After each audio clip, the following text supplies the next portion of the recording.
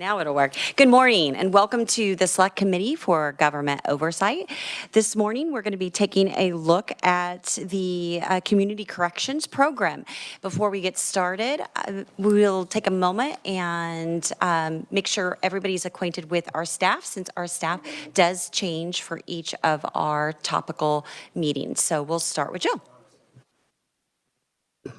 Good morning, Madam Chairman and members of the committee. My name is Jill Walters, and I'm your reviser of statutes for this meeting.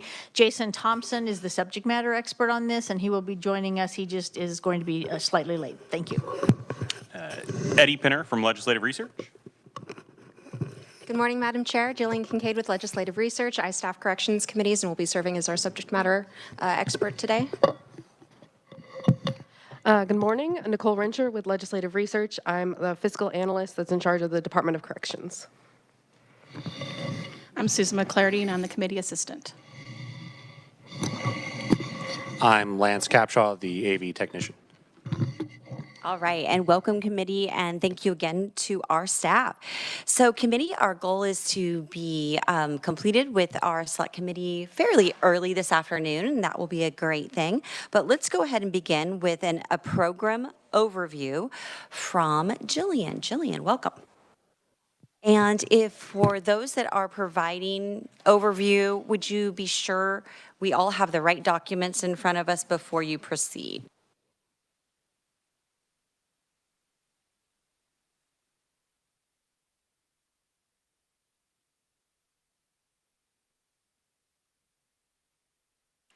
Okay, good morning, Madam Chair, members of the committee. As stated, I'm Jillian Kincaid with Legislative Research. I staff Corrections Committee, the House Committee on Corrections and Juvenile Justice specifically, and the Jennings Joint Committee on Corrections and Juvenile Justice Oversight, and will be serving as our subject matter expert today. These slides and document you should have in front of you as I'm speaking will be the blue one. It is a copy of our slides, and there is not a memoranda that comes with this one. I'm looking for confused faces and I'm not seeing any, so I shall proceed. Thank you, Madam Chair.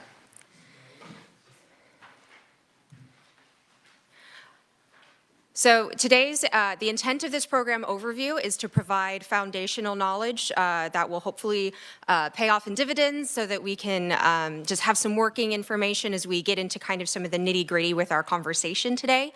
We'll start with the community supervision structure of Kansas, a little bit of historical context for how we got to where we are today with our community corrections, and then some nuts and bolts for how community corrections operates. So our community supervision structure. There are some general terms you might hear come up several times in our conversation today. So some definitions for you. You will hear low, medium, and high risk reference today, and that's referencing risks of recidivism. So low risk, medium risk, high risk of recidivism. And recidivism is referring to the likelihood of an individual to relapse into criminogenic behavior. And when we're referring to low, medium, and high risk, that is determined by a risk and needs assessment that is it's given to a defendant before they're in trial. We also might hear presumptive probation and presumptive imprisonment come up today. That's references to the sentencing grid, which I have pictured over here. Again, to keep things as high level as we can, the white boxes are presumptive imprisonment, the green boxes are presumptive probation. These presumptions are part of what is determined where a person might go in terms of our supervision structure. And so for a point of reference, that's what we're speaking on when you hear those terms. And then finally, the overall phrase community supervision is references to three parts of supervision. There's the pre-trial supervision, probation, and post-release supervision and parole. And to explain that one a little more deeply, I have a simplification of a criminal proceeding chart here, and I will avoid eye contact with the attorneys in the room, as it is an oversimplification. So to think of community supervision. It helps a little bit to think of it through the lens of a criminal proceeding, right? In a criminal proceeding, you start with a charge, a plea, a trial, and then if a person is found not guilty, they will be out of the system. And if they are found guilty, then they will be sentenced either to imprisonment or probation. Underneath the line is our 3 areas of community supervision. So pretrial supervision is what it sounds like, that it happens before the trial. Probation is one of the possible sentences a person might receive if they are found guilty, if they are convicted. And then after a person serves probation, they would then be out of the system. Or if a person is served to a term of imprisonment, after they are released, then they will be on post-release supervision or parole. You'll hear it referred to colloquially. If you're looking in statute, parole isn't up as often. It's usually post-release supervision. That was changed in 1993, but usually parole is a term that you'll hear. So then the way our community supervision is divided and how community corrections fits into this, I have this big stretch of a Venn diagram. So our court service officers, would you care for me to wait, Madam Chair?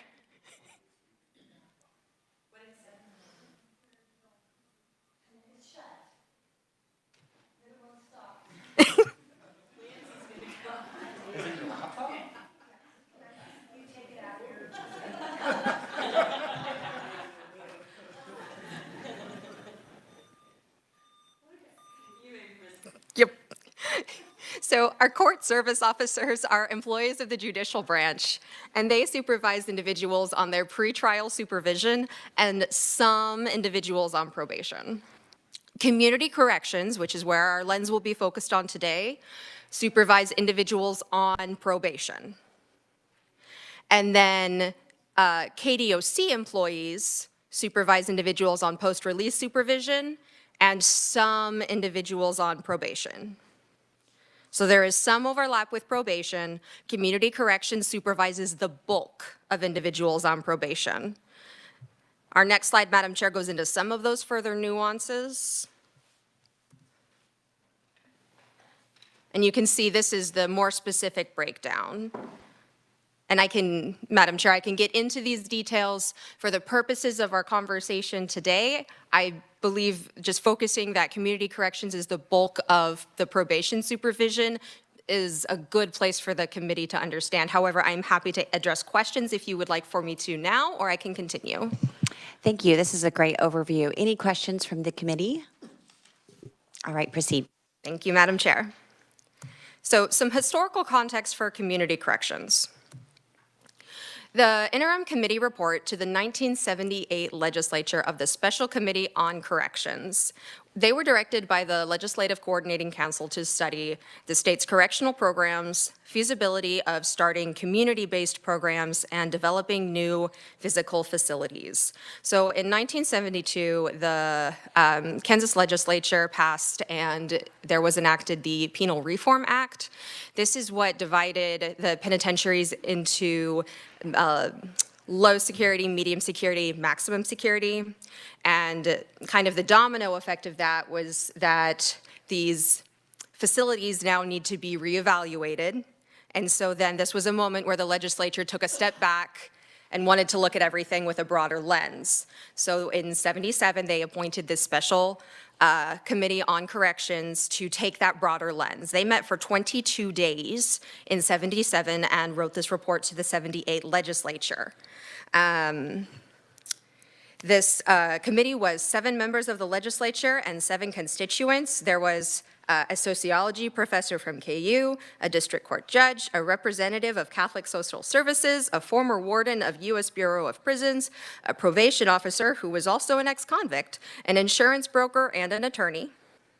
The special committee recommended, among many other items. Legislation be enacted to encourage the development of community corrections programs in Kansas. The community corrections programs they studied was based on the one in Minnesota. They went to Minnesota for an intensive study. They stayed for 3 days and had many recommendations based on what they witnessed there, some for the good and some to avoid some issues that they saw. And the committee chose a figure of $5 as the per capita dollar figure to be for the grant formula, also based on that Minnesota formula. $5 is at $25.98 today in 2025.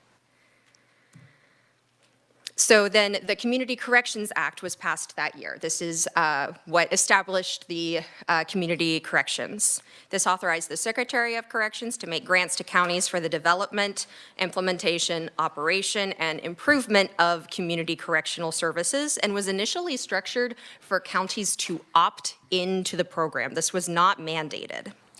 And the initial grant formula was based on per capita income, per capita adjusted valuation, crimes per 1,000 population, and the percent of county population 5 through 29 years of age.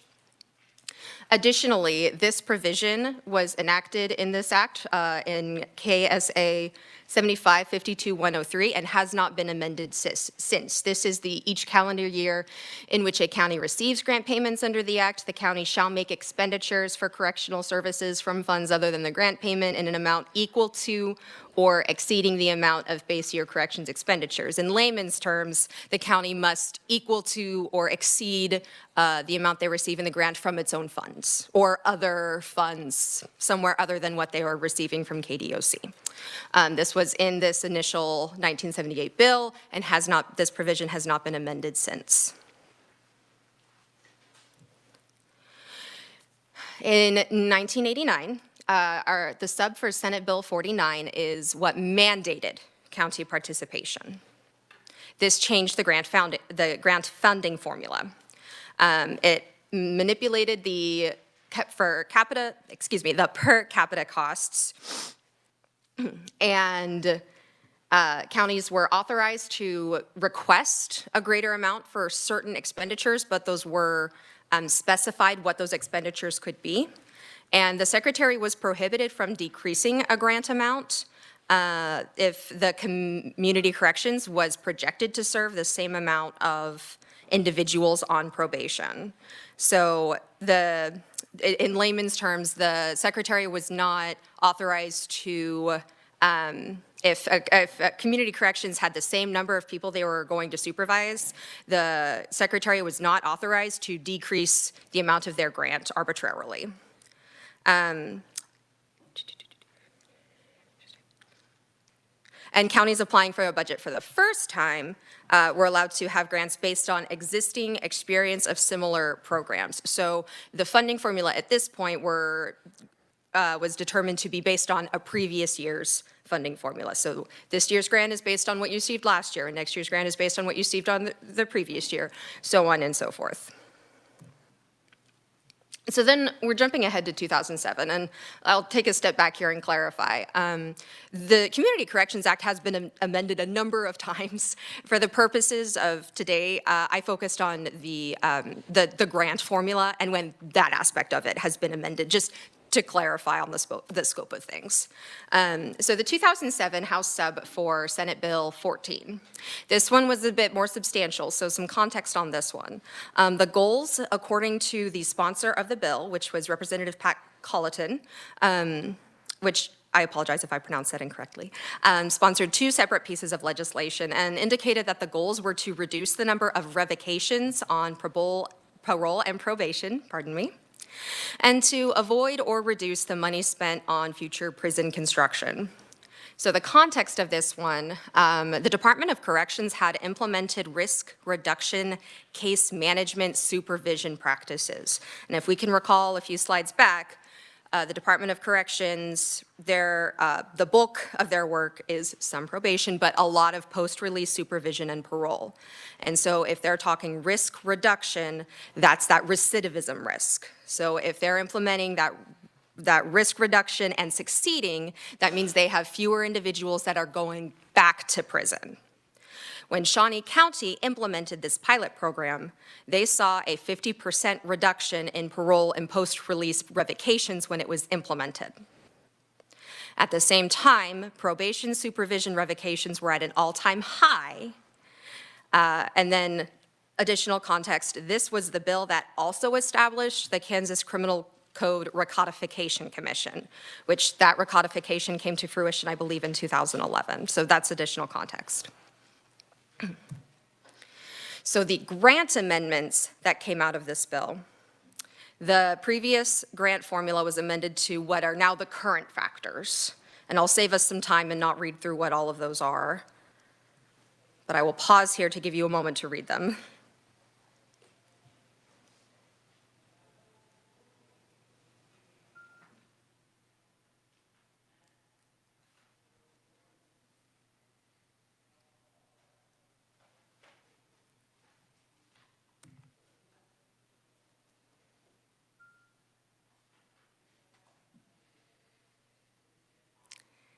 Thank you. And then the grant amendments, this bill also established a new grant. This new grant is specifically for reducing a community corrections revocation rate by at least 20% by that of fiscal year 2006. The proposals for this grant under this program shall include, but not be limited to, 12 items that address the implementation of, again, focusing on that risk reduction, case management practices, community safety, and goals for lowering revocation. This brings in the definitions for best practices, evidence-based practices, focusing more on measurable goals. And then in 2011, Jillian, yes, ma'am. one moment. I'm going to pause you for just a minute Absolutely. on the revocation. Yes. Can you give us a definition of that? Could that also be someone that just passed away or somebody that was transferred out of state or moved out of state with permission? Or is it just those that went back to or were incarcerated? Thank you, Madam Chair, for your question. Revocation in this case does explicitly mean individuals that are sent back to prison.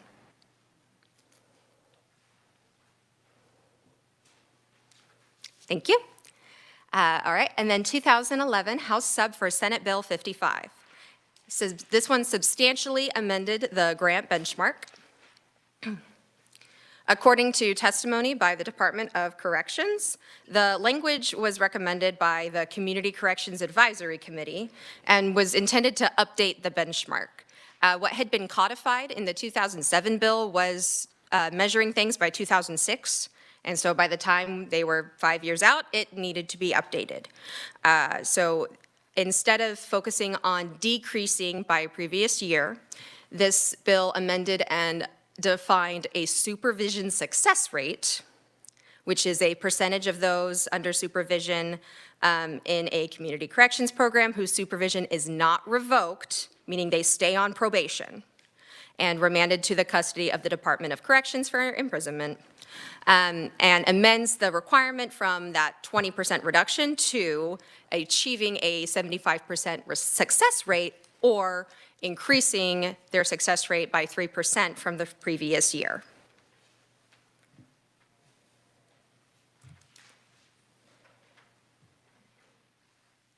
Now, Madam Chair, I'm about to transition to nuts and bolts. Would you care for me to pause for questions at this time or carry on? Sure, Jillian. Are there any questions? Yes, Representative Humphreys. Thank you, Madam Chair. Just for a little context, when you talk about risk reduction, case management, supervision practices, can you just give us an example like what you're talking about there? You know, what was it that they implemented to get that the reduction in the recidivism rate? Mm-hmm. Thank you, Madam Chair, Representative. That is something that the agencies are going to be able to speak to more directly than I can. I can say that this money is tied into behavioral health grants. And so I recall reading in the testimony focusing on connecting people under supervision with more resources and targeting interventions with the needs of the individuals. and items like that. However, I will restate that the agencies will be much more qualified to speak to that than I am at this moment. Okay, and the funding for those were not part of the grant. That would be something separate, the behavioral health, all those different things you're talking about? Thank you, Madam Chair, Representative. The funding of it, I will turn to my fiscal counterpart for that. She's very well versed. Do you have that handy? Just thank you. When she was mentioning, we're working on risk reduction, not recidivism, and instead we're doing case management supervision practices. And I asked, what were those practices? And I'm wondering if the funding to help reduce the recidivism is part of the grants or where that came from, if that's something outside all of this. Funding to reduce. And you can get back to me. I mean, it's fine. I might address this when I go over my presentation, so. Okay, we'll do that then at that time. Thank you. Thank you. Thank Any you, other Madam Chair. questions? Yes, Representative Sutton. Thank you, Madam Chair. And this would actually, I'm just wanting to kind of put a pin in this one to circle back to when the administration gets up here. But because this took place well before anyone's current jurisdiction, maybe they can feel comfortable responding. Did tying this grant funding to benchmarks that should have been the goal to begin with, did that lead to any artificial increase in success rates, meaning on paper more than in practice? Since it doesn't sound like the funding for some of the community services was necessarily tied to the grant request, I'm wondering if, again, this is in the past, not going on now, but in the past, if this led to an artificial increase in success rate reporting as opposed to real success rate reporting. Excellent question, and I'm going to ask that we hold that question if the secretary will provide response when he that's for later. provides. That's for later. I Perfect. just wanted to put a pin in that. Yep, Thank you, Madam Chair. That's an important item to consider. Continue. Thank you very much. Madam Chair, all right, community corrections, nuts and bolts. So this is focusing on that piece of local control in our community corrections. So community corrections officers are, I'm hesitating because there's several different ways to explain this, because community corrections officers are employees of the county which they serve, which technically makes them employees of the executive branch, but only in that counties are just extensions of the executive branch. So saying that is kind of it's a little misleading. However, it's worth stating because a couple slides back it did indicate that they are employees of the counties they serve, and for that reason, the Board of County Commissioners, they have the authority to expend all of the monies that are received in the grants. The grants are specifically tailored for what that may be spent on, so they can't receive the grants and spend them elsewhere. But it does have to be appropriated by the Board of County Commissioners. The Board of County Commissioners also has the authority for implementation and oversight of the operations of the comprehensive plan that must be submitted in order to apply for the grant. And then county commissioners may enter into cooperative agreements if multiple counties are cooperating to fulfill the requirements of the act. This would be in some of the jurisdictions where you'll see multiple counties entering together. For example, there's a Northwest Kansas Community Corrections that has several counties together having just one community corrections director. In addition, there is a Community Corrections Advisory Board for each Community Corrections Department. This membership is provided in statute, and it needs to be representative of many different groups. And these members participate in the formulation of the comprehensive plan that is required for these annual grant applications. So while they are applying to the KDOC for these funds, and the Department of Corrections is the vehicle for which they receive the money from the state, it is still the local arm that has the oversight and the control and the decision-making power. And then, with that, Madam Chair, here's some contact information. If you have questions about the policy, I would be happy to stand for them at the appropriate time, Madam Chair. And then there's also contact information for Nicole if you have questions about the fiscal side of things, but then she will also be coming up to present here shortly. So, Madam Chair. All right, thank you for the great overview. That'll get us started, and we'll go ahead and move to Nicole. Thank you very much. Community Corrections Budget Review. Oh, sorry, Jill. Overview of Community Corrections on Statutes. Jill Walters.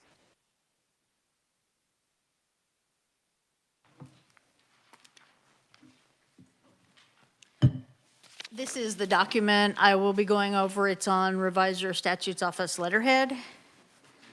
So if you would grab that, we'll start reviewing that.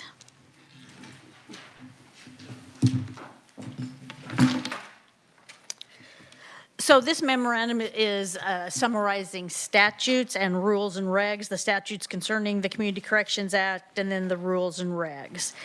So the Secretary of Corrections may make grants to counties for the development and implementation of the community corrections services, and those services are not limited to but include adult intense supervision, substance abuse and mental health services, employment and residential services, and facilities for the detention of confinement and care of the treatment of offenders. The people we are talking about, I'm going to review it. Jillian pointed this out, but they're adult offenders.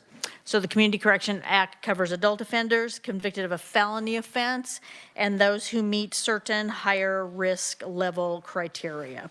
There's a state community corrections advisory board established pursuant to statute.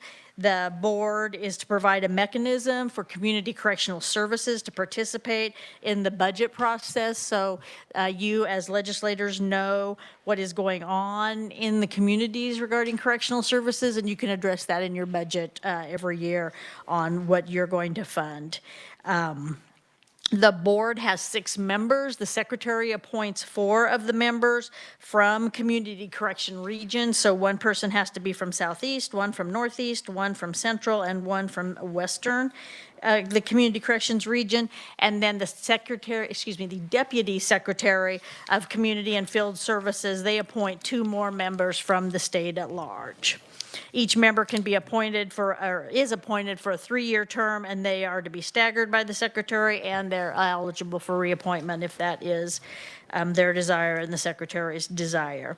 So this Community Corrections Advisory Committee, in collaboration with the Deputy Secretary of Community and Field Services, routinely examine and report to the secretary on the following issues: the efficiencies in the delivery of field supervision services, the effectiveness and enhancement of existing interventions, the identification of new interventions, and the statewide performance indicators. Now, regarding those new, enhanced, or new interventions, they actually have to have the report include the goals and measurable objectives of these new enhanced programs, projected cost, impacts on public safety, and then how they will be evaluated.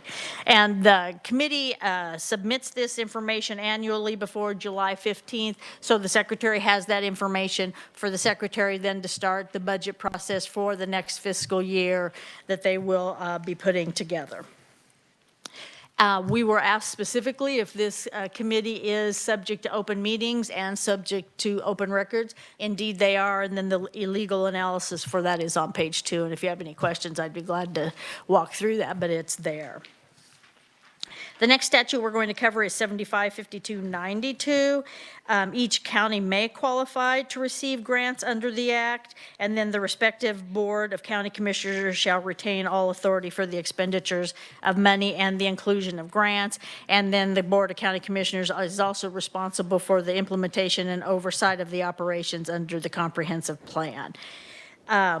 So when I refer to counties, just know that there also is the ability for a group of counties to get together. And so those Board of County Commissioners would also have to have a cooperating agreement between all of them. So if one county like Johnson or Sedgwick, I'm guessing they have their own, or I'm pretty sure they do.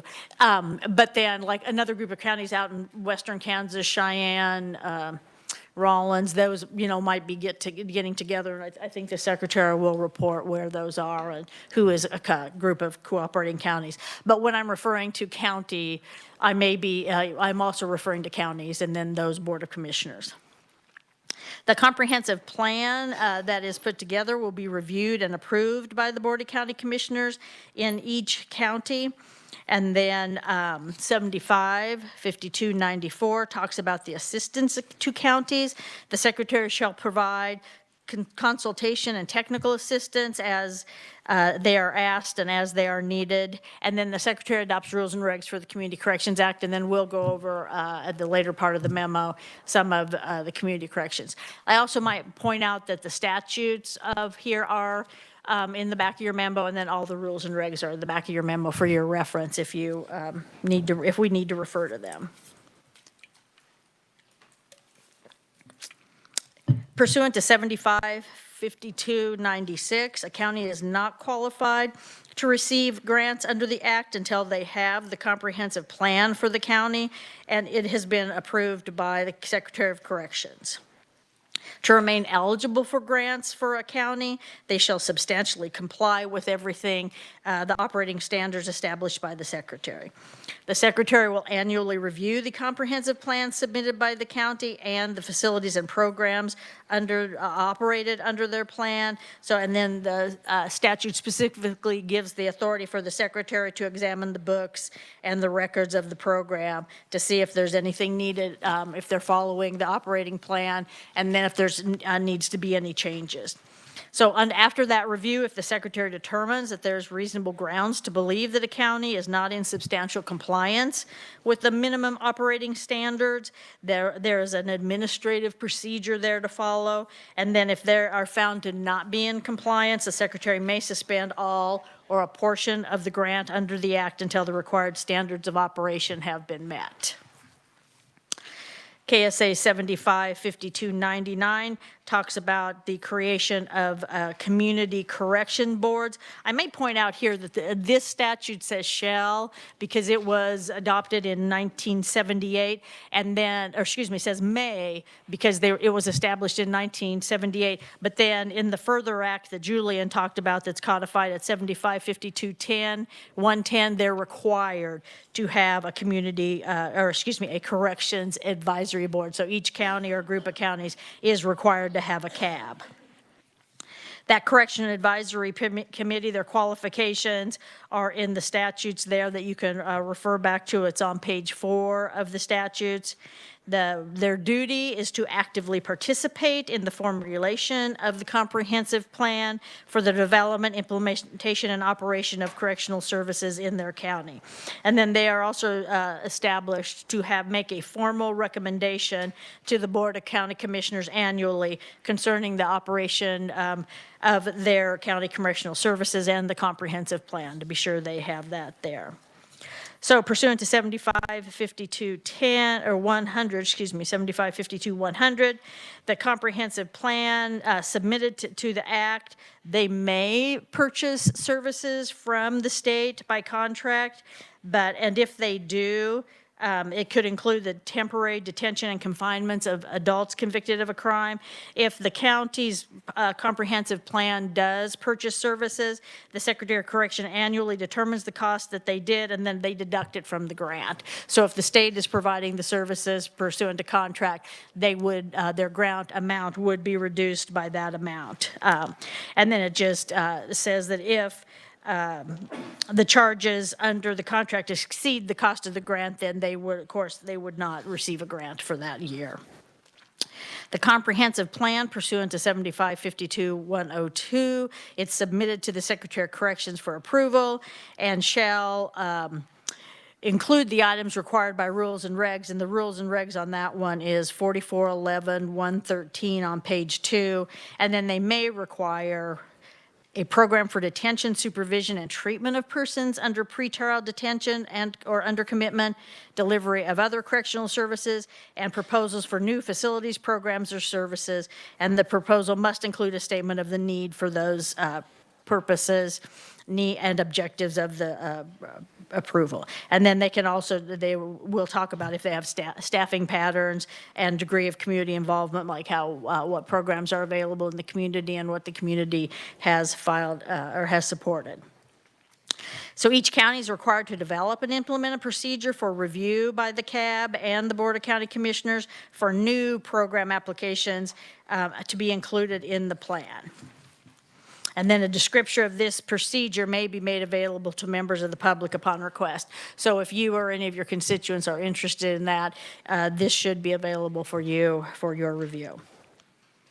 The next piece on the expenditures, Julian covered, so I will skip over that part of 755203. I will point out that the secretary can audit that. The money is expended by the county on that grant, and then it's that the matching funds is covered. The secretary can audit that.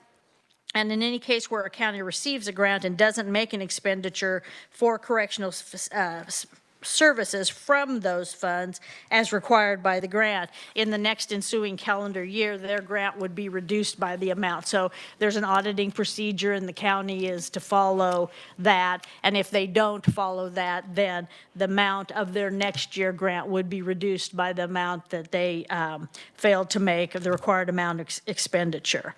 And then another piece of the auditing provision is, or it would allow, if one county is not using their grant for the program year, the secretary could transfer that money to another county. And then there's other provision, if there remains unused monies in that grant or in their amount, they could transfer those funds to another county too. So I think there's the ability per statute that if they're unused money or they're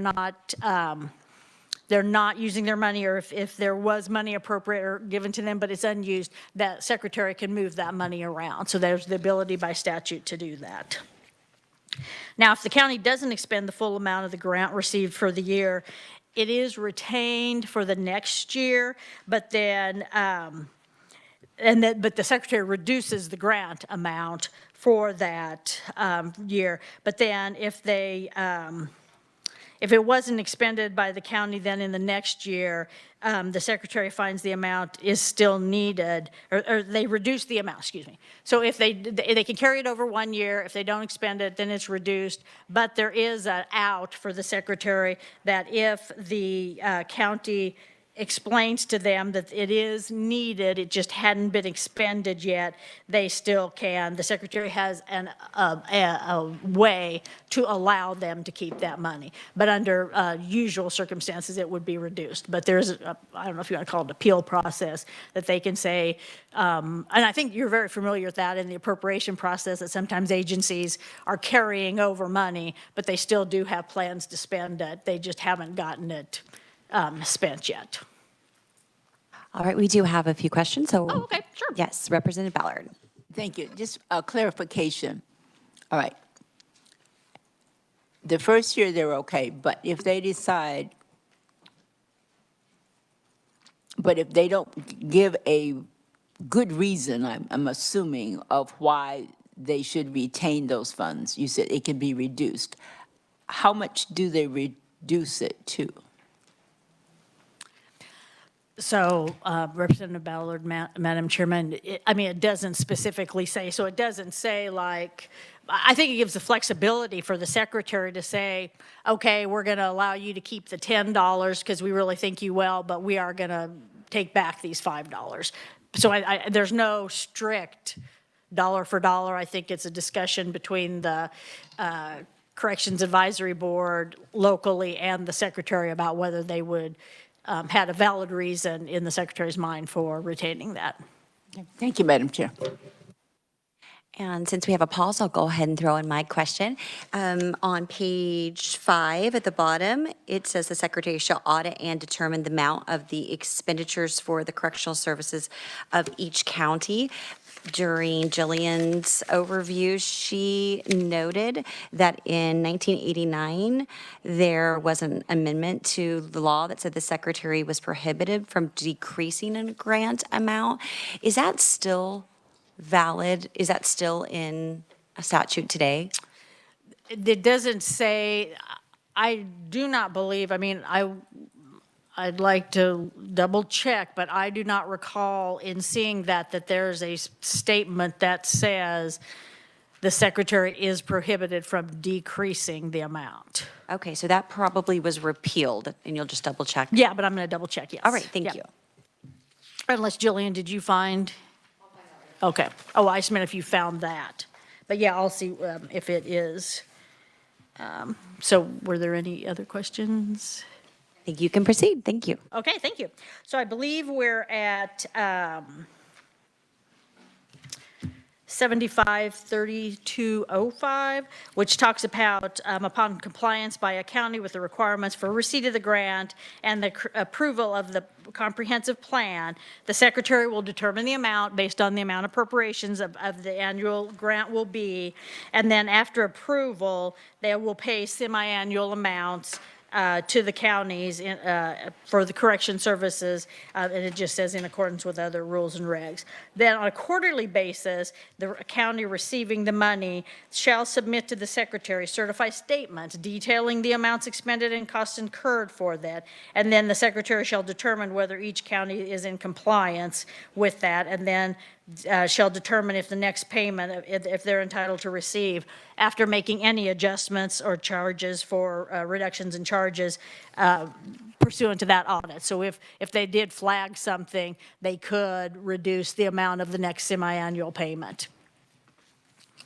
Then the state and the secretary, the next statute, 7552-107, talks about the Secretary of Corrections contracting with the county for correctional services if they have a need for that. And then the county may also contract with another county for correctional services. So if there's something that one county is not able to offer for one of their people under their supervision, they could contract with the county or the state for those services. They don't have to, like I just say, create a program from whole cloth. They can contract with each other to use their services. 7552-110 is the statute then that talks about, this is when the statute was amended from they may have a community corrections board to they shall. So at this point, the chief judge of the judicial district was required to be sure each county had a corrections advisory board, had adopted a comprehensive plan for the community correctional services, and that it provided for centralized administration and control of correctional services under the plan.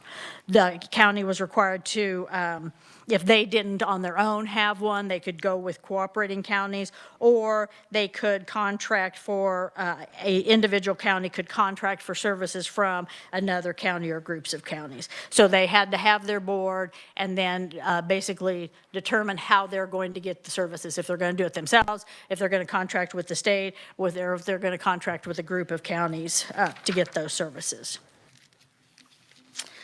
7552-11 talks about the secretary determining the annual amount of the grant for the counties, and then Jillian, went through those on her slide of what the secretary uses, that criteria there that we took a moment for you to read. 52-112, talks about subject to appropriations, the secretary is required to develop and implement a grant program with the increased goal of increasing public safety and then reducing the risk of offenders on community supervision and achieving and maintaining that 75% goal. And Jillian went through that for us. So we know what that said. So the secretary, continuing on in that statute, the secretary shall adopt rules and regs to have the programs include provisions to target offenders at medium and high risk for revocation, reduce and specialize caseloads for community corrections officers, and to provide offenders with the needed services. And the statute then talks about Those kind of services may include, but not be limited to, employment training and placement, educational assistance, and transportation and housing. And the services have to, or shall be evidence-based and address the offender's criminogenic needs and what they need. They shall use the immediate supervision sanctions model, and then provide training and staffing skills for the officers. And then this also talks about utilizing treatment options. So here's where they talk about substance abuse treatment, mental health treatment, cognitive and behavioral programs for offenders. And then they'll use gang intervention strategies, address the needs, safety concerns of the community. They will track and report revocations, and then, of course, establish the goal of reducing by using that formula that we talked about. They will develop a specific accountability system for monitoring, tracking, and utilizing the grant funds, and then develop a consistent set of policies that guide the judges and community corrections officers with their supervision and revocation statements that they have for those. So the Department of Corrections is responsible for establishing a date for achieving those goals, and then they'll evaluate the programs under that, and continuing funding for these programs will be contingent on the program meeting the established goals. So that's specifically stated in KSA 7552-112. The Secretary prepares a report for the Legislature and the Governor and the Kansas Reentry Policy Council on the first day of the regular session of every year, which shows the number of programs receiving grants, and specifically identifying the program and summarizing the provisions of the program and the success of the program. So you all should be receiving that, or the clerk or the Senate Secretary has those that you could look at. The Community Corrections Supervision Fund is established in 7552-113, so all the money used for community correctional programs goes through that fund that Nicole will talk about. So the next things, those are all the statutes. So pursuant to the authority in the statute, the Secretary can do rules and regs. So the rules and regs are there. The rules and regs really like go into more detail about what's going on with the program. They define the key terms there, the Community Corrections Agency, what the comprehensive plan is, the program, and the services provided by the each county or group of counties community corrections program. It requires the agency, the Community Corrections Agency, to develop the comprehensive plans. And then these are really listed there at the bottom, are really administrative and organizational matters. And in the rules and regs, when they talk about the governing authority, it's the Board of County Commissioners. So in places where a governing authority is responsible for something, or the governing authority has to sign something, it means the Board of County Commissioners and the chairperson or the designee of the Board of County Commissioners. The comprehensive plan also has to have a summary budget and a detailed narrative describing each line item that was submitted annually to the Secretary, and it also is to include agency outcomes. And then the Program Review Committee shall be appointed by the Secretary to review the comprehensive plans. So all the counties would turn in their comprehensive plans to the Secretary, their comprehensive plans and their budget to the Secretary, and then the Secretary is to have a Program Review Committee to do an initial review of those. The local programs are required to have the comprehensive plan, and then but it may be administered by a public or a private agency. So there may be programs out there that hire a private agency to provide services for them. And I mean, one of the things that I would think of is maybe a substance abuse treatment program that might be a private program, or a mental health consortium or collaboration in your community that might be providing those services for them. So that can be covered under the grant if the county community corrections doesn't have that. They might be contracting with those other private agencies. Each community corrections agency will submit a notice of date, time, and location of the advisory board meetings to the Deputy Secretary at least one working day before the meeting, and then they have to give a copy of the minutes to the Department of Corrections. So I mean, I believe the idea there is that they know they're meeting, they know what they're talking about, and so they can review if they have any issues on that. Page 12, the KAR 44-11-110 talks about the cash match for other grant funds that,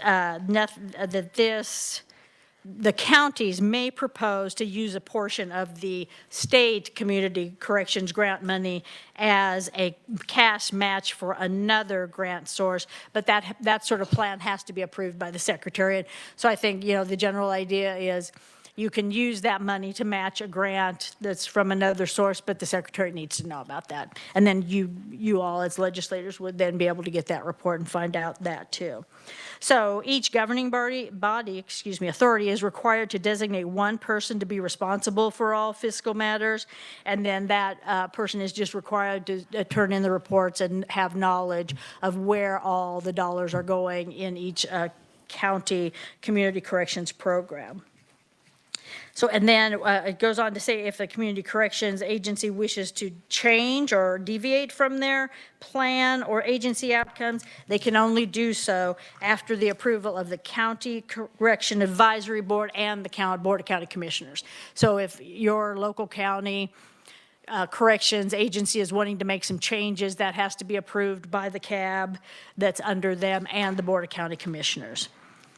KAR 44-11-27, this states that the governing authority can't use community correction grant funds to replace available public or private funding of existing programs. So I think that's pretty common. We see that in the statute sometime, that if we're giving money to an agency for something, they can't use it. I think we like to call it, they can't backfill their money that they were putting into it. This is on top of that to be spent on X. It's not to be used for other things that was not anticipated in the grant funds. Then KAR 44-11-129 talks about unexpended funds. Unexpended funds may be transferred by the secretary to another county or counties. We talked about that. Any county can make application to the secretary for any of those unexpended funds. We wanted to briefly talk about 44-11-130 because it authorizes that grant funds may be used for the purchase of real estate, land, or buildings, or for capital construction, but this has to be approved by the secretary. And then there's, in the rule and reg, there's various things that each party needs to meet to be sure the funds are used properly for these buildings or grants. And then it specifically says the governing authority, Board of County Commissioners, shall not charge rent to a community corrections agency for the lease of real estate acquired by the county with state community correction funds.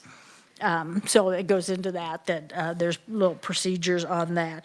Really, the other rules and regs, really, if you want to delve into it more, talk about like what the funds can be used for. If it's over this amount, this group has to approve, but that's just what those next KAR is about. Then KAR 44-11-131 states the grants may be used to remodel or renovate space for community corrections use, but if it's more than $5,000, the secretary has to approve it. So I think the idea there is if it's small things that the counties can just go ahead and use that money for that purpose to renovate, but if it's over $5,000, they need to get approval of the secretary. The grant funds may be used to contract for services or provide services directly to deliver interventions to offenders and to assist victims, offenders, or others in the community. The grant funds can also be used to purchase jail space for the purposes of operating a work release program. They can't, though, be used to purchase jail space as a part of a sentence or to detain the offender pending revocation proceedings. There's a statute that requires the programs, or doesn't require, but if the community correction program is operating urinalysis testing equipment, they can seek an exemption from that equipment for KDHE requirements if they make the application for the exemption through the Secretary of Corrections. Then finally, any item that is developed, designated, or otherwise operated with grant funds that is copyrighted, patented, or placed under similar restrictions shall be made available to all state agencies and other community corrections program. And then research conducted by community corrections is to become part of the public domain. I'm not sure why those two things were added as a rule and reg. The secretary may be able to discuss that if that has happened in the past. I am not aware of it. If somebody using the funds created some sort of research project or patent or copyrighted. I'd be glad to stand for questions. I know this is a lot. All right, thank you for the crash course here and a review for others. Are there any questions? If there are questions as we move forward, yes, Representative Humphreys. Thank you, Madam Chair. Thank you. Great overview. You mentioned the work release program, and so it was at the bottom of page 16, just that the grant funds can be used for that. And can you explain where the work release program fits into all of this? I mean, it's part of the community corrections, or it is the community corrections. Well, I think if a group of counties wants to have that as part of theirs, that it's available to them. I don't think it's mandatory. That they have the work release? Yeah. Okay, maybe we could talk about that. Yeah, we and can this ask is them. super quick. On the very front page, you mentioned that KSA 755291 was amended in 2021. Could you know what that amendment was? Just I don't was know off it the top of my something head, but I'd be probably minor? glad to look it up and respond. Okay, thank you. Thank you, Madam Chair. Any other questions? All right, thank you, Jill. Now we're going to move on to Nicole, and now it's time to look at the budget. So if everybody will turn to those documents.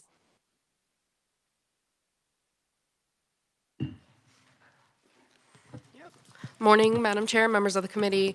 I'm just going to provide a brief overview of the budget, community corrections budget within the Kansas Department of Corrections.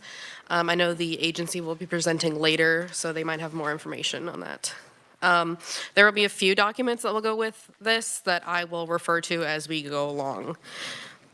So starting off, the community corrections funding, it's appropriated to the Department of Corrections by the legislature and distributed to counties through grants to help operate community corrections programs.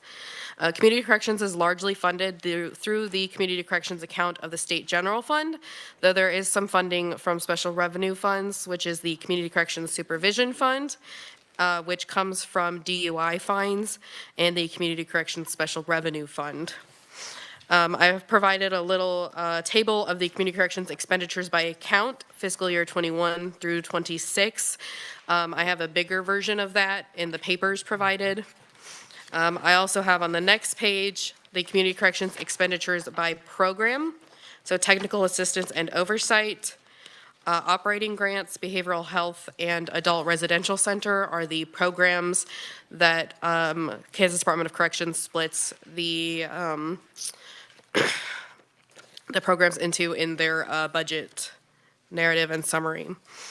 And then I also have on the next page the community corrections account of the state general fund. So that will show different appropriations, reappropriations, supplemental appropriations each year by the legislature. I have the little footnotes at the bottom. The most recent one was fiscal year 25. The legislature approved a $5 million SGF increase for additional intensive supervision officers and increased operating expenditures for fiscal year 25. So that's some of the tables that I provided. I can say on the fiscal year 27 enhancement request, there will be an enhancement request on behalf of the Community Corrections Advisory Committee for an additional $728,000 SGF for staff wages and operation costs, and $1.5 million SGF to increase the funding for the behavioral health grant to $4.5 million SGF for fiscal year 27. So the agency states that inflation has eroded the purchasing power of community corrections agencies, resulting in less intensive supervision and decreased public safety, and the behavioral health grant has remained at 3 million SGF since it first started in fiscal year 2014. I will now move on to the community corrections versus incarceration costs. Just a brief overview. So the average daily cost per resident in an adult facility was $115.27 for an average yearly cost of $42,000 per resident. As opposed to the community corrections supervision, the average daily cost was $11.76 per person for an average yearly cost of a little under $4,300.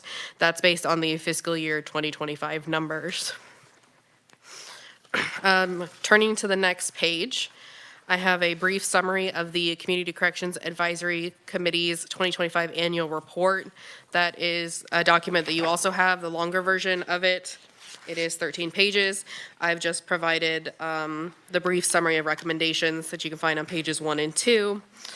As has been stated previously, the Community Corrections Advisory Committee is a mechanism for community corrections agencies to participate in the corrections budget process, and they provide an annual recommendation to the secretary.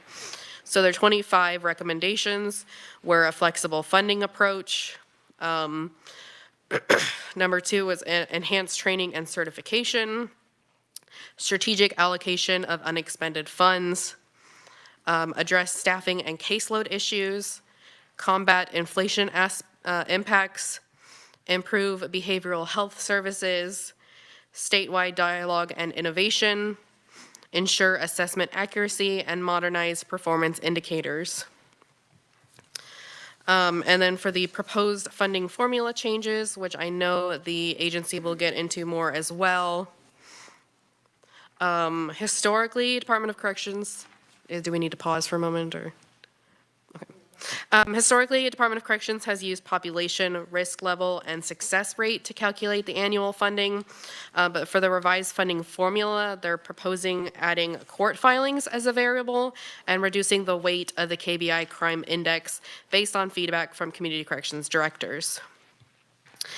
So for the funding formula, caseloads by supervision level accounts for 60% of the funding. And then the following 40% is divided between poverty, 12%, crime index 8%, case filings 8%, population 4%, square miles 4%, staff turnover 2%, and success rate 2%. So the KBI crime data used to account for 16% of the total funding, but is now split with case filings. And there is a pie graph for it. KDOC has provided the following reasons for how each variable is weighed. So poverty in the 40% is weighed at 30%. Because it's a valuable tool for understanding and addressing economic challenges for judicial districts, including the needs and resources available in local communities. Crime index is now at 20% in the 40%, whereas it used to be at 40%. It's an indicator of crime rates in communities, and the agency has stated that although some law enforcement agencies do not report their data regularly to the KBI, feedback from community corrections directors led to its inclusion as a factor in the revised funding formula. Court filings is a new addition at 20%. Drug offenses are a significant driver of crime in communities, and case filings data from courts was suggested for inclusion by directors. The agency has entered into a data user agreement with the Office of Judicial Administration to obtain the data. District population is 10% of the 40%, so large populations generally require more resources for community corrections due to the higher potential number of probationers. Square miles of district is 10% per KSA 7552-111. It states that travel costs should be factored into community corrections grants. Then on the last page, success rate 5%, KSA 7552-112 requires that success rates be factored into community corrections grants. But success rate is used rather than recidivism, as most judicial districts do not track that data. And since success rate can be influenced by factors outside of a community corrections agency's control, it's based on 3-year average and is one of the lowest rated items. And then staff turnover. KSA 7552-112 requires that turnover rate be factored into community corrections grants. It's calculated based on turnover rates submitted from each judicial district.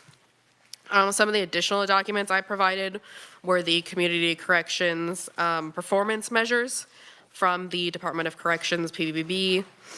This includes, it's updated to include the fiscal year 25 actuals, as well as the fiscal year 27 estimates. And then I've also provided the final revised KDOC funding allocations that the agency submitted. It has the fiscal year 26 allocations with a model net gain and loss. I know I went through that kind of quickly. Are there any questions?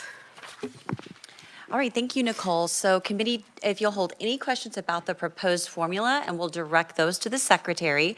The proposed formula is the reason that the speaker asked us to meet, just to review that. It's a little bit of a fact finding. So if you have questions about that, hold for the secretary, otherwise open. And so Representative Carpenter and then Representative Francis. Thank you, Madam Chair. So this sheet here that you just provided, I think it would be helpful to, although I think it's pretty subjective, but could we have the numbers of people in those districts? I believe, yes, that there were numbers. I can send that out. I think that would be, and potentially maybe more than 1 year. So from what I've heard, Sedgwick County has a decline of 500 people that they're taking care of over the last few years. So it would be nice to know, you know, if it's a declining population and that's what happened, that's why the funding was cut, that they're taking care of 500 less people over a period of time. I don't know what time frame that is, but that's what I think would be a good barometer to see that declining population, as well as the decline in the appropriations. So thank you. And Thank you, there Madam are, Chair. and I appreciate that, there are some documents that I would like included. I think we discussed those. One was just the overall map of all the different judicial districts. And so if we can make sure that we have that for everyone. And there were some budget documents provided, a couple of them that were provided by the secretary that I had requested that our committee have, and one of them, I hope, included the caseload by risk level. So I can take a look and see which documents those are, but we do have those documents and can provide them to the committee. Yes. So I'll take a minute before lunch and make sure that we coordinate. Okay, perfect. Other questions, Representative Francis? Thank you, Madam Chair. And I'm trying to remember what one of the other conferees said, but is there a requirement for a local match to get these grants, or do you know? There is a requirement. I believe it's a 50% match for some of them. And then is there any documentation as far as how much communities or counties are spending in addition to that required 50% match? I think the agency submitted something that might have that. You know, because one of the things, I mean, we talk about the efficiency of the program, and you looked at a client cost. That didn't take into account the local match when you came up with those numbers, did it? It only was the amount of the grant from the state. Yeah. So the actual cost to provide those services is much higher than the actual number that was in your document. Would that be correct? Possibly. This is just what the agency provided for the total community corrections appropriations. Right. It's the appropriation per believe client, not provided. the spending per Yeah. client. Whereas on the corrections level, it would actually be an all-inclusive number, I would guess. I believe so. Okay. I just wanted to make sure everybody understood that distinction. And when we do get the documents, one thing to know on the documents relating to the matching, if you look at what's submitted to Department of Corrections, it's variable on what they are requesting of the counties. So one county might submit that they have given $12 million. Sedgwick County, for example, since that's one of the item or the counties that we're highlighting, may have submitted that they gave $2 million. Well, in reality, their budget is over $8 million. They're not actually reporting it. They're actually just answering the question per the request of the department. So if you and I were to look at those documents right now, we would see some counties that are giving $0. Is that accurate? And if that is accurate, and if that is verified, and I don't think that it is verified either way, then they're not fulfilling their role of a match. And I do not think that in the statute it even allows. I think you could presume it might allow, infer that it allows an in-kind, but it doesn't say that. To me, it reads differently, that it would require an actual monetary match. So I definitely want you to have some of that information, and so I'll get with Nicole and make sure we have it. Other questions? Yes, Representative Hoy. Thank you, Madam Chair. But just for clarification on that, I believe the statute isn't specific enough to say that some of these match dollars cannot be in kind, like if they're funding parts of an FTE or other administrative costs. So that's my impression, is that it doesn't have to be an exact dollar for dollar match. The in kind is also allowed. Could we get clarification on that, please? Is that more for the risers? Okay, so we could perhaps let's have that item as a discussion item this afternoon before we break and we leave the in-kind side, because I have also done a review of that particular item and have the statutes right in front of us, and so I think maybe it would be a good idea to have that as something we take a few minutes and talk about later. Other questions? Okay, I do have a couple of questions about your documents. So in terms of the majority of the funds come from state general fund, and we've actually provided a pretty sizable increase in the past 5 years. So that's good. But my question is, there are two special revenue funds. You mentioned the DUI funds, but I don't see it broken out here. Where are those funds for the two special revenue funds generated from? So the supervision fund, community correction supervision fund, comes from, I believe it's in KSA 8-1567, which states that $250 from each fine is allocated to the Department of Corrections Community Corrections Supervision Fund. And then I believe the Special Revenue Fund, as you can see on the table, the agency does not anticipate having any in the next few years. I believe that is just transfers in from operating funds. Okay, and so court fines were the community correction supervision, and the other were just transferred. So that ultimately probably just from state general fund, transferred from corrections budget. It did not state where the transfers were in from, so. Okay, and then can you also, you referred to the DUI funds. Yeah, that's, sorry, I'm sorry, the community corrections is the DUI fund, supervision fund is the DUI. Did I misspeak and say court funds? I do apologize. I meant the DUI fines. Okay. Are the 250. And so relating to the DUI funds, is the totality of it actually transferred into this for this purpose, or are other DUI funds used for other purposes, education? The statute stated that $250 from each fine. I'm not aware of what exactly how much each fine is based on the level, but $250 from each fine is transferred to the fund. Okay, so I would have to check this. Okay, so for someone that might know more about it, and you can bring that back to us later, but I guess I'm just trying to understand, is it the totality of the DUI funds? It says $250. I don't know what those fines are. I don't know how frequently those fines are. How much money are we collecting annually for DUI funds, or fines? And is this just a piece of that? And if it is just a piece of that, where are the other fines going to, maybe to the courts? I'm not sure, or locally. Okay, we have an answer. Thank you, Jason. Thank you, Madam Chair. So at the end of KSA 8-1567, there are 3 funds that are mentioned specifically.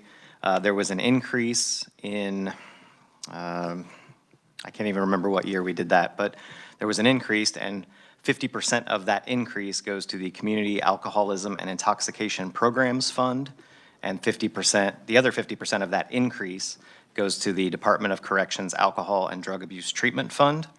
So we could get numbers on what those amounts are in each of those funds. And then beginning in 2011, the $250 from each fine imposed for a DUI was put toward this Community Corrections Supervision Fund. Okay, so I appreciate that. And if KLRD would take that information and then give us the numbers, you don't have to, you could also email that to the committee after the state is fine, so we can understand the total amount. All right. Also, my last question is about the performance measures. There's only one here? Oh, wait a minute, there's 3. Yes. There are 3 performance measures, and those are the only performance measures that have been included? Those are the only ones that the agency reports. All right, and so let's add that to the questions for the secretary, and he can talk to us a little bit about those performance measures. Any further questions? Okay, thank you very much, Nicole. All right, and now what we wanted to do is just take a quick look with Jillian, overviewing other, yes, are you looking?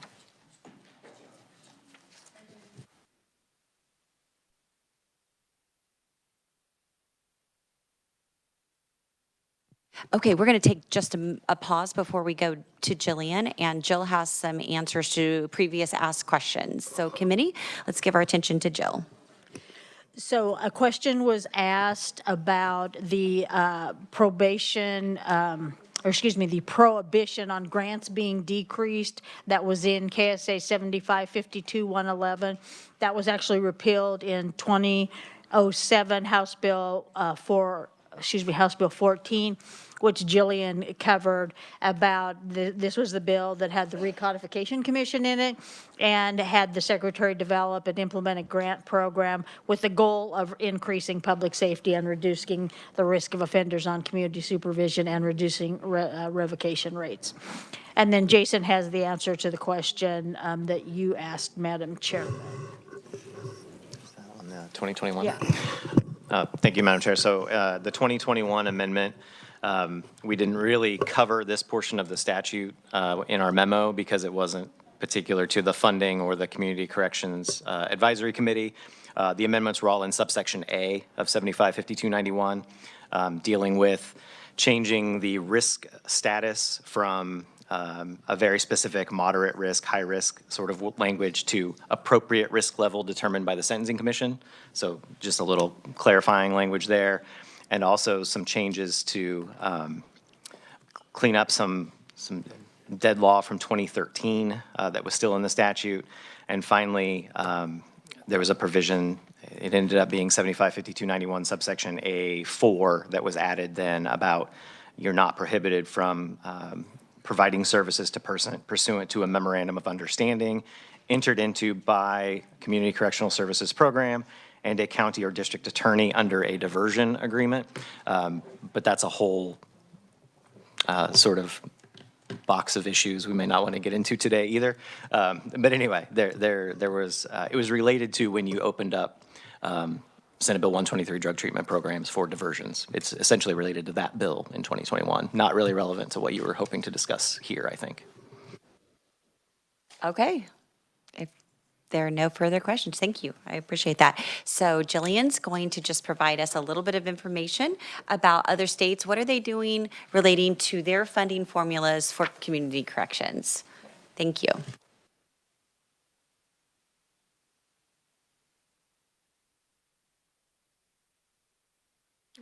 Thank you, Madam Chair, members of the committee. The memorandum I will be speaking from today has the KLRD letterhead at the top.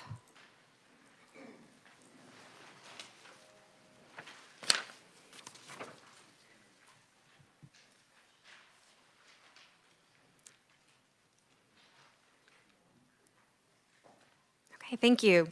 Yes, as stated, I am Jillian Kincaid, a legislative researcher with a research analyst with our Legislative Research Department. And the purpose of this portion of me being up here today is to present just a sampling of what some other states are doing regarding their funding for community supervision.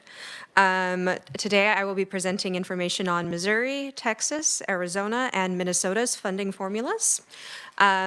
Missouri and Texas were both information that was specifically requested that we gather for you, and then we included Arizona and Minnesota as well, and I will explain those when I get to them. So to start with Missouri, this model of community corrections has some aspects that are similar to Kansas, some that are different, but their overall community supervision structure is overseen by the Department of Corrections as a whole. And they do have a community corrections program. However, it is designed to implement and operate community-based volunteer projects. And it is in jurisdictions where a local volunteer community board is established at the request of the court, and it is made up of volunteers. So their funding formula isn't so much of a formula, rather that it is all under the purview of the Department of Corrections, and it is just within there as opposed to disseminating funds to communities for it. And then the communities that wish to have wish to offer additional services may volunteer to do so. And qualified volunteers may opt in for training to offer these types of things. And then there are separate budget items that the Department of Corrections has to try to implement some community-based services, but it is all within the purview of the Department of Corrections. Texas requires their Community Justice Assistance Division to disseminate state aid to community supervisions and corrections departments that meet the division standards and have submitted an applicable strategic plan. So that portion is similar to Kansas. Their state aid method adds a per capita funding, so funding per person, to a percentage of the total amount of appropriated state aid for this purpose. So if I'm going to, just make up some numbers here, if the state has appropriated $10 for this, then after the per capita, the remaining that is appropriated gets divvied up. The percentage is calculated based on the the county's felony defendants compared to the state's felonies defendants, and the county's population compared to the state's population. So that divvying up of the appropriated funds is based on a combination of the proportional defendants that are being supervised and the population of the county. So it's a mixture of the two.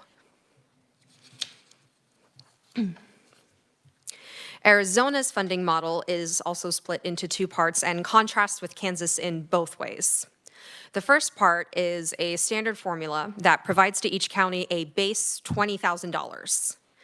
And then after that, any of the remaining appropriated funds are allocated to counties based on the Supreme Court's determination of the need and probable effectiveness of the comprehensive plan.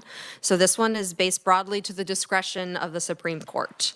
And just as a little sidebar, these are, instead of these being under the purview of a Department of Corrections, it's under the judicial branch, which is why it's the Supreme Court's discretion there. Their second part of the funding is the probation success incentive payments. These counties are entitled to these payments as they succeed at keeping probationers out of prison compared to the county's specific historical baselines. So if the county historical baseline is we succeed at keeping, making up numbers for simplicity, if we succeed at keeping 30 people out of prison and then next year we keep 35 people out of prison, then that means we kept 5 additional people out, so we're going to get 5 units of this payment. And the payment is calculated based on the marginal cost of incarceration, so essentially the amount of money the state is saving by keeping these people out of incarceration. And that formula is all in Arizona's statute, as well as how to calculate the county-specific historical baselines. And then finally, Minnesota just recently updated its community corrections funding formula. And as I stated in the program overview, Minnesota is what we initially based, we being Kansas, initially based a lot of the community corrections program off of. And so in preparing this memorandum, Minnesota was included as well. So the new Minnesota model provides each jurisdiction with a base funding amount of $150,000 and then a per diem amount based on the county's past 3 years of supervision population. And that is the formula.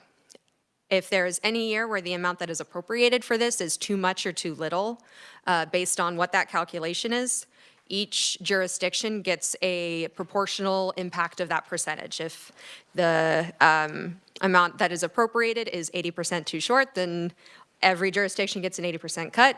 If one year it's 105% too great, then everybody gets 105%. And so it's proportional across the jurisdictions, and there's only those two pieces of the formula, the base funding and then a per diem amount based on the 3 years of the supervision population. So that was a pretty brief overview of a couple different complex things. So I'd be happy to stand for chairs, Madam Chair, or stand for chairs.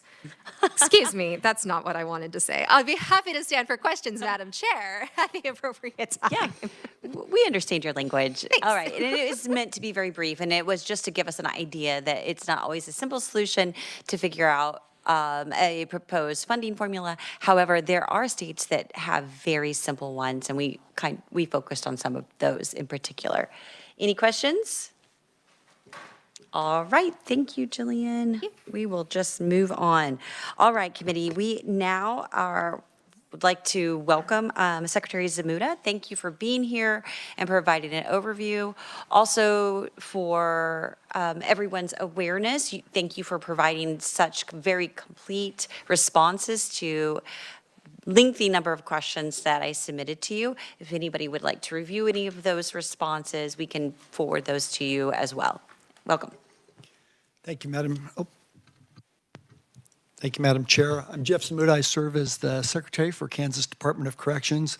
Pleasure to be here with you this morning. I appreciate the opportunity to share some information regarding changes to the funding formula, proposed funding formula for community corrections. And I'll begin by saying I'm going to cover again some of the ground that Julian, Jill, and Nicole have already covered, and I apologize for that. I wasn't sure what they were going to cover, but my remarks should move fairly quickly, and because I want to leave plenty of time for questions. I've also submitted some written testimony that's substantially more detailed than what I'll speak to here today, and I refer you to that. So statute calls for state funding through a grant process for the 31 judicial districts and community corrections agencies across the state for the purposes of resources in support of supervising offenders placed on probation. Probation diverts individuals from prison and keeps them out in the community. In FY 2025, the estimated cost avoidance for the state associated with keeping those individuals on probation out in the community rather than in prison was about $132.3 million. And that was based upon a projected increase, had we not had probation, of about 3,608 individuals. Fiscal year 2026, state funding for community corrections is about $32.5 million. Funding dispersed via grants to all 31 judicial districts via a funding formula that we've developed. Statute requires the Secretary establish a distribution process for that. I think it previously mentioned current funding considers supervised probation population numbers, risk level, and success rates. Statute also requires establishment of a Community Corrections Advisory Committee. We refer to it as the CCAC. We're very creative in that regard. 6 members on the committee, 4 geographic areas and 2 at-large appointments. They serve 3-year terms, and they're again appointed by the Secretary or Deputy Secretary. Those geographic regions are the Northeast, Southeast, Central, West. The at-large today, we have one from the 31st Judicial District, Southeast, and one representing the 15th, 17th, and 23rd districts, and that's those are in Northwest Kansas. Those are the at-large. This Community Corrections Advisory Committee provides agencies input into the budget planning and interventions to divert individuals from prison. It's really a good, worthwhile effort. In the summer of 2024, the Advisory Committee requested we review and consider revising the formula for funding. There were concerns regarding equity and transparency in the process. We agreed to do that with the goal of creating a formula for funding that was transparent, equitable, and compliant with the statute. We initiated the process, first working with the Advisory Committee, and later bringing all community corrections directors into the process, solicited and incorporated input on multiple occasions from all directors throughout the state regarding key elements to consider incorporating into a revised funding formula. One of the reasons I love having the directors involved is they're so knowledgeable about the subject. They're the practitioners on the ground. Some have decades of service in that arena, and their expertise and experience is vast. We want it to be a data-driven and data outcomes process, something that is objective rather than subjective. You've heard this, but I think it bears going through it quickly. Elements of the proposed revised funding formula. 60% of the revised formula is associated with caseloads. And we would use data that is point-in-time data, first of the month, once every 3 months, averaged out throughout the year. And the reason point-of-time data versus just general caseloads overall is the general caseloads overall does not allow us to consider risk, and risk is an important factor. The risk factors for supervising offenders in the community are low, moderate, and high.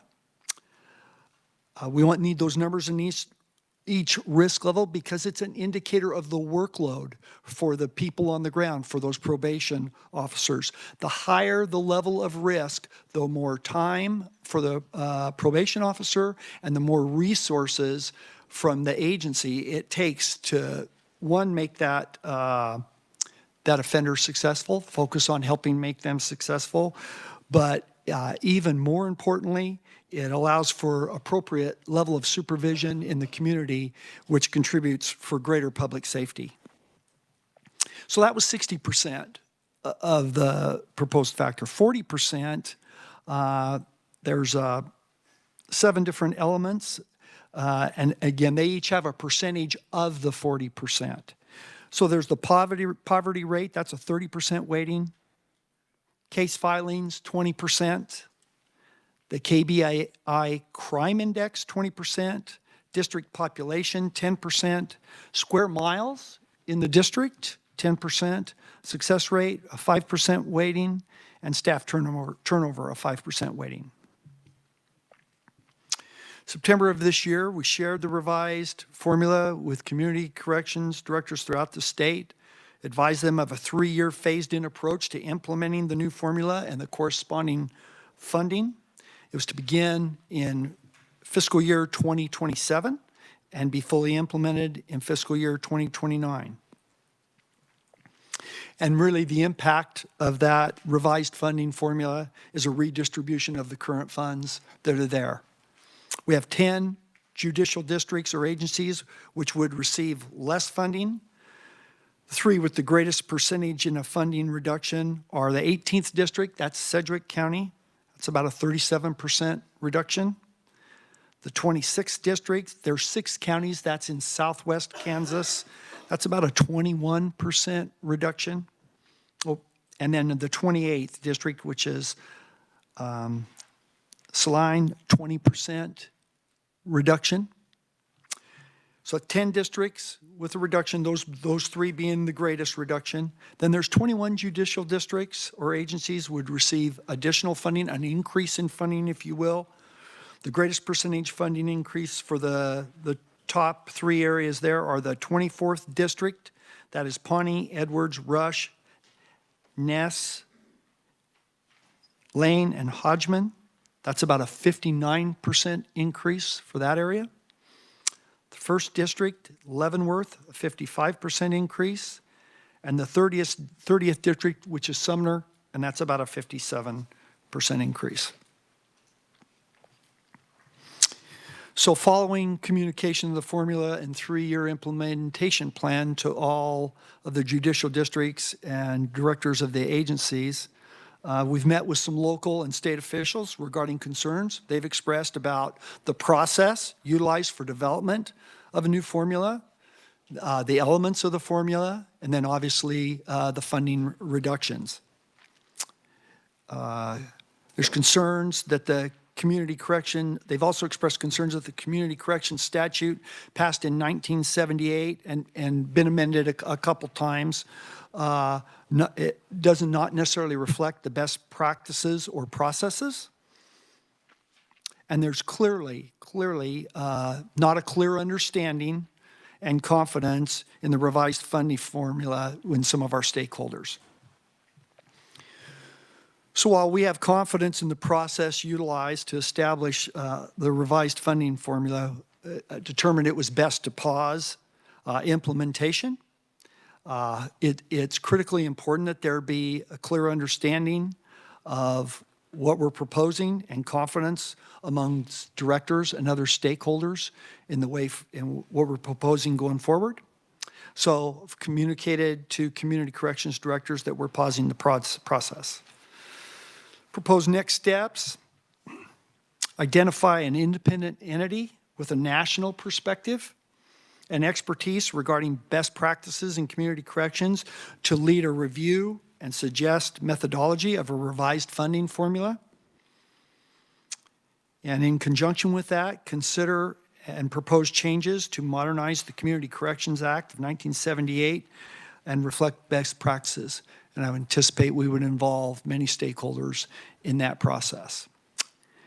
So that's a brief overview. Thank you again, Madam Chair, members of the committee, for the opportunity to appear before you. All right, thank you, Secretary. It's a lot of information here, and I want to give you a minute to process, but as we move forward, if we don't get to your question, please, we'll circle back after lunch. Representative Humphreys. Thank you, Madam Chair. I think I have a good understanding of what the proposed formula is, and we've heard a little bit more about it. What I haven't heard, but maybe someone said it, what was the old formula? What are the major changes from the old to the proposed formula? Madam Chair, Representative, I think our current, it's got more elements to it is the most significant thing. If you go to our current, we're using the supervised population numbers, we're using risk level and success rate, and so there's more elements in there.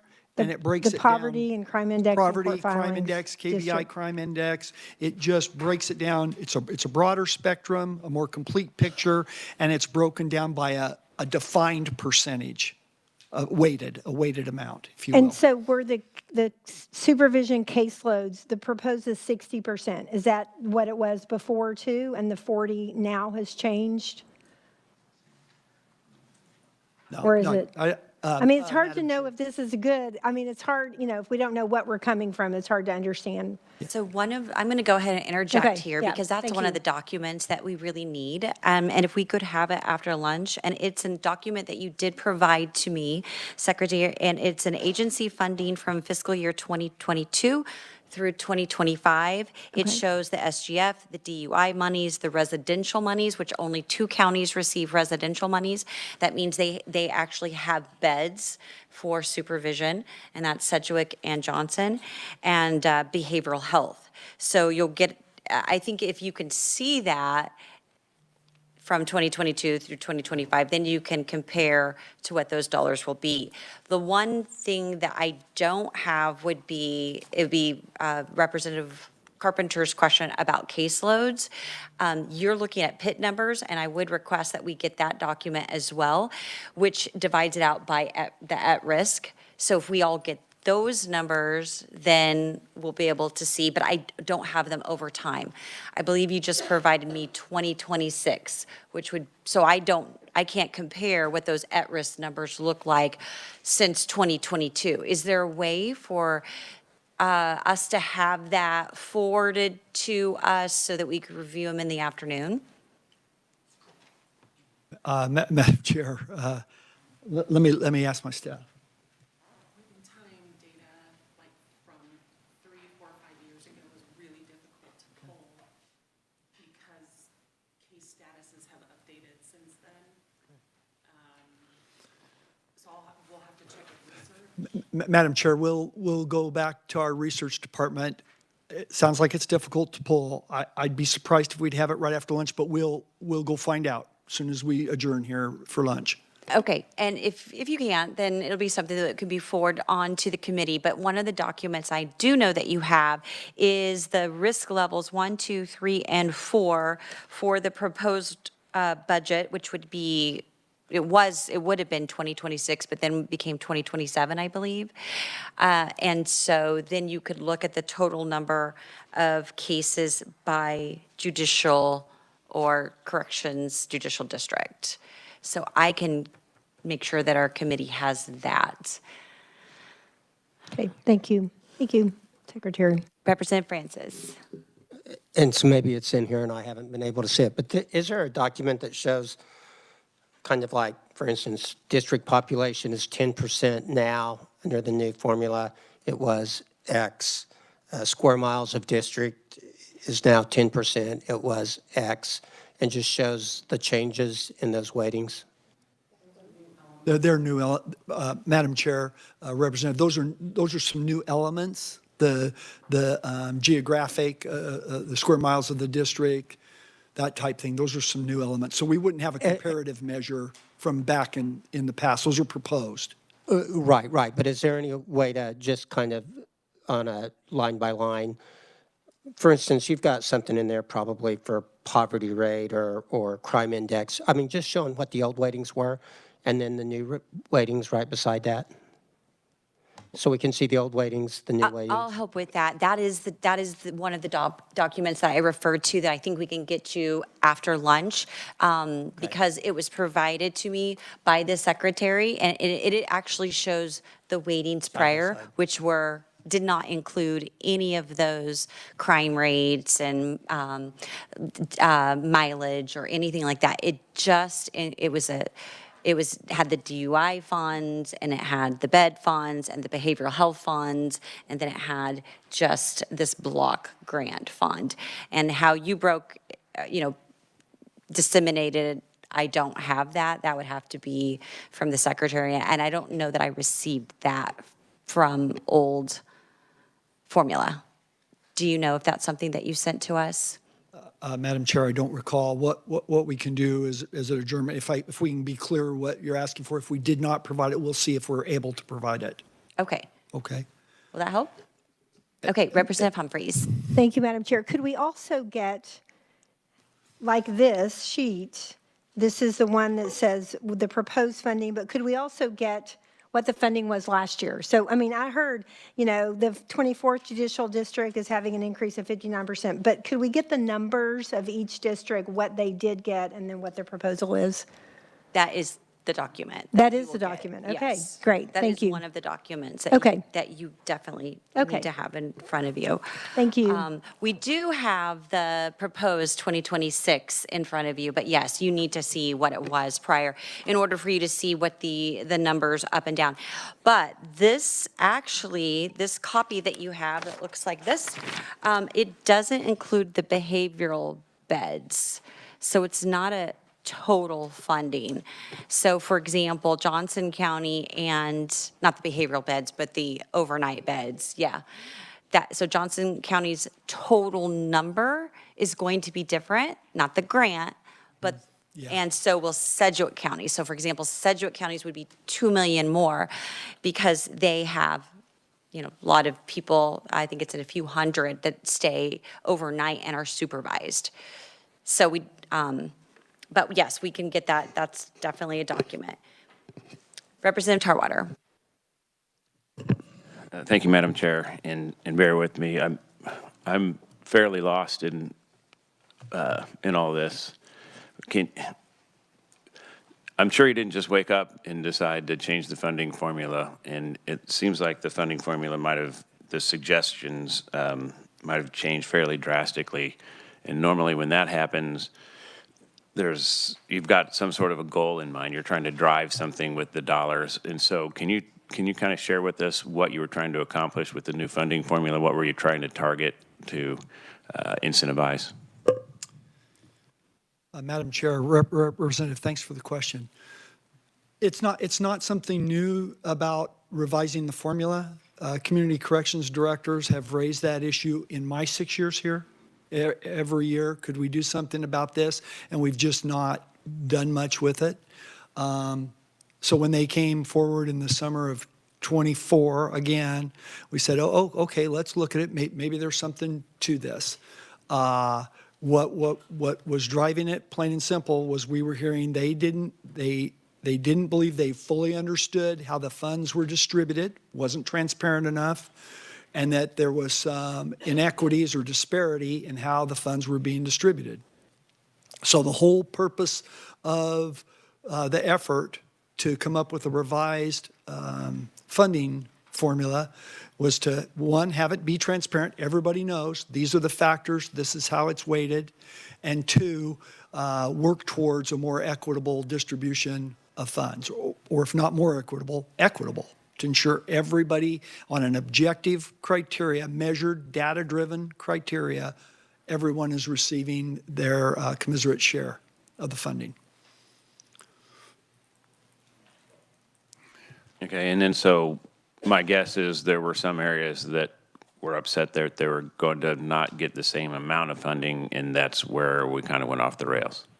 Madam Chair, Representative, as with any entity, any government entity, anytime you're taking a funding reduction, that's a concern. I acknowledge that and understand it.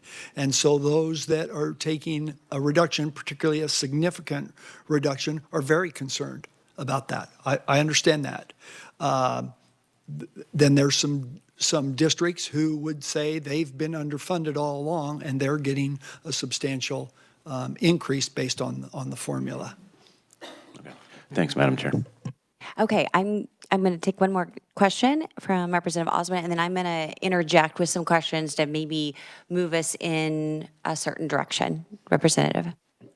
Thank you very much, Madam Chair. Thank you for your testimony, Secretary. I've got actually two quick questions on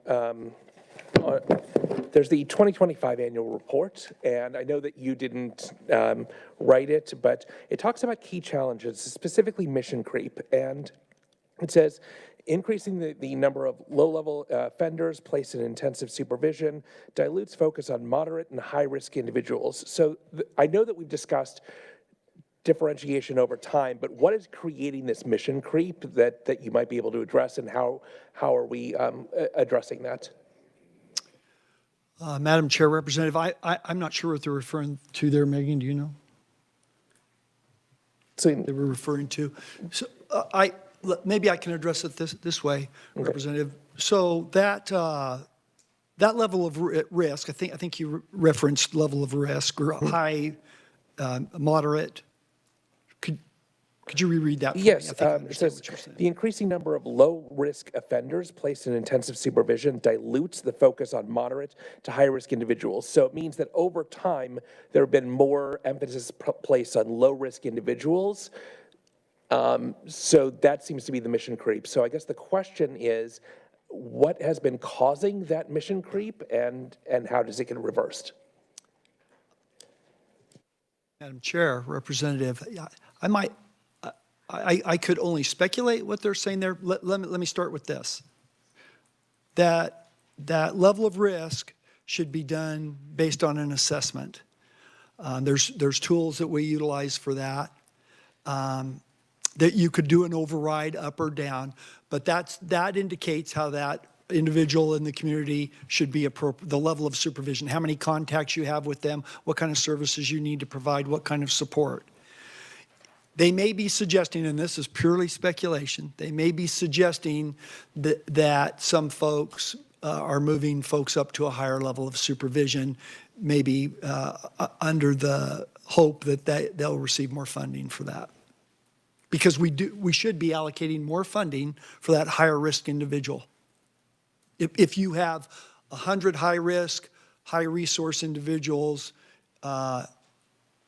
in one district and that increases the next year to 125, you should have more funding based on you have higher risk individuals, and that more resources could directly equate to better public safety in the community. Thank you. Madam Chair, one other quick question, if I could. Can I follow up on your question, Yes. though? That is actually on page 5 of what you have here. It's the annual report. It's the mission creep portion that Representative Osmond mentioned. And actually, in my notes, I put a question mark. Is this something that the legislature should address? That wouldn't be us. It would be the judiciary. And what the committee said, what courts are transferring unsuccessful probationers from court services to this, not properly evaluating the risk, and that's causing, it's diluting the purpose. It's supposed to be the high and moderate risk individuals, not the lower risk. And if you're pushing more people into this program, then it's straining staff. And so, but that is on page 5 of the report, and would be something that, Madam Chair, that you could look into. Okay, continue, Representative. Thank you very much. I appreciate the clarification, so I'll take a look through that. The second question that I had with regards to that is the recommendation of the new funding formula that you would be presenting eliminating success rate as part of the funding formula? And the reason I ask is because I would consider low-risk individuals as the low-hanging fruit in terms of success rate. And so if we are changing the mission to focus on high-risk individuals, that's going to lower the success rate. And so how does that play into the new funding formula? Madam Chair, Representative, I don't know that we're changing the focus onto high risk. We're just saying that the funding should be distributed based, at least in part, on the risk. The reason there's not a higher weighting on the success rate is there's other factors outside of the agency's control sometimes on the success rate. So for instance, if a specific court is not very lenient on technical violations, and I don't know how many of those might be, they may be violating probation at a greater rate than judges in another district. So we tried to say, look, the community corrections group has some role in that success rate, but there's others outside of there that can influence that, and so it doesn't have a very large weighting. Again, I would say I don't think the focus is just on the high risk. I just think some of the funding is focused on higher risk.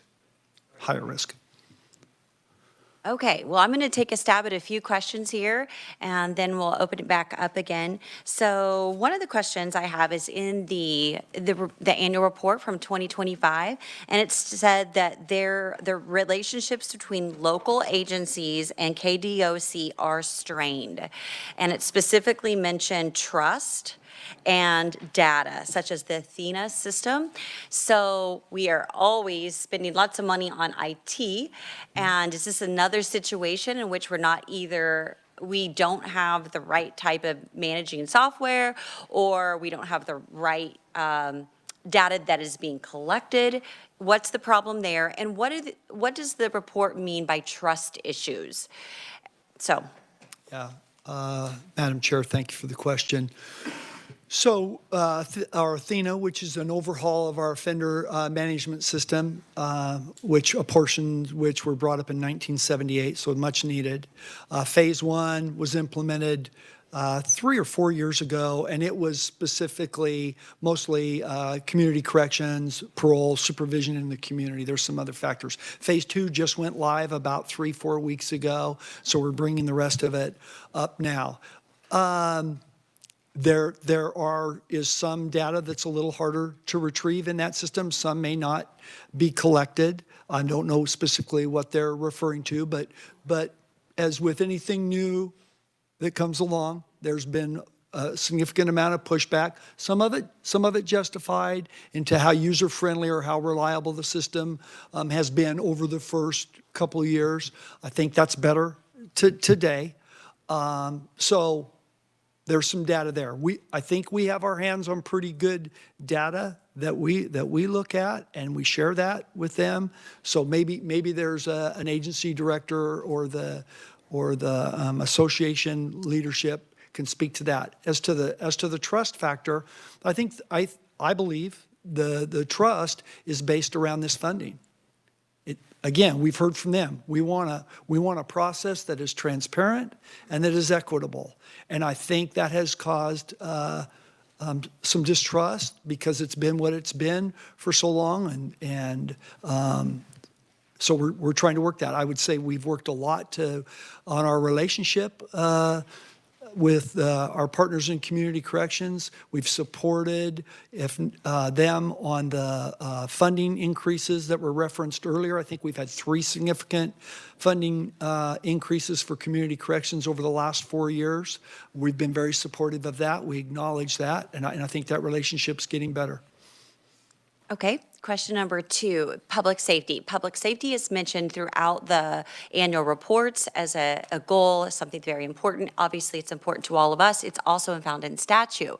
So with the new proposed formula, which is put on hold, which I appreciate that. I appreciate the careful review.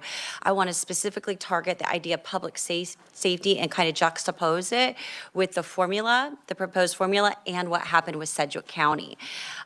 They would receive a third, if this would have been implemented, had we not met, had there not been a pause, then by 2027, they would see a 37% reduction. At the same time, according to their budget documents, they were actually putting in real dollars of $8 million. So they were exceeding the match. According to documents that you receive, which is probably incomplete data relating to other counties, many of the counties were putting in 0. Maybe it was in kind, but they weren't even submitting in-kind numbers. They were submitting 0.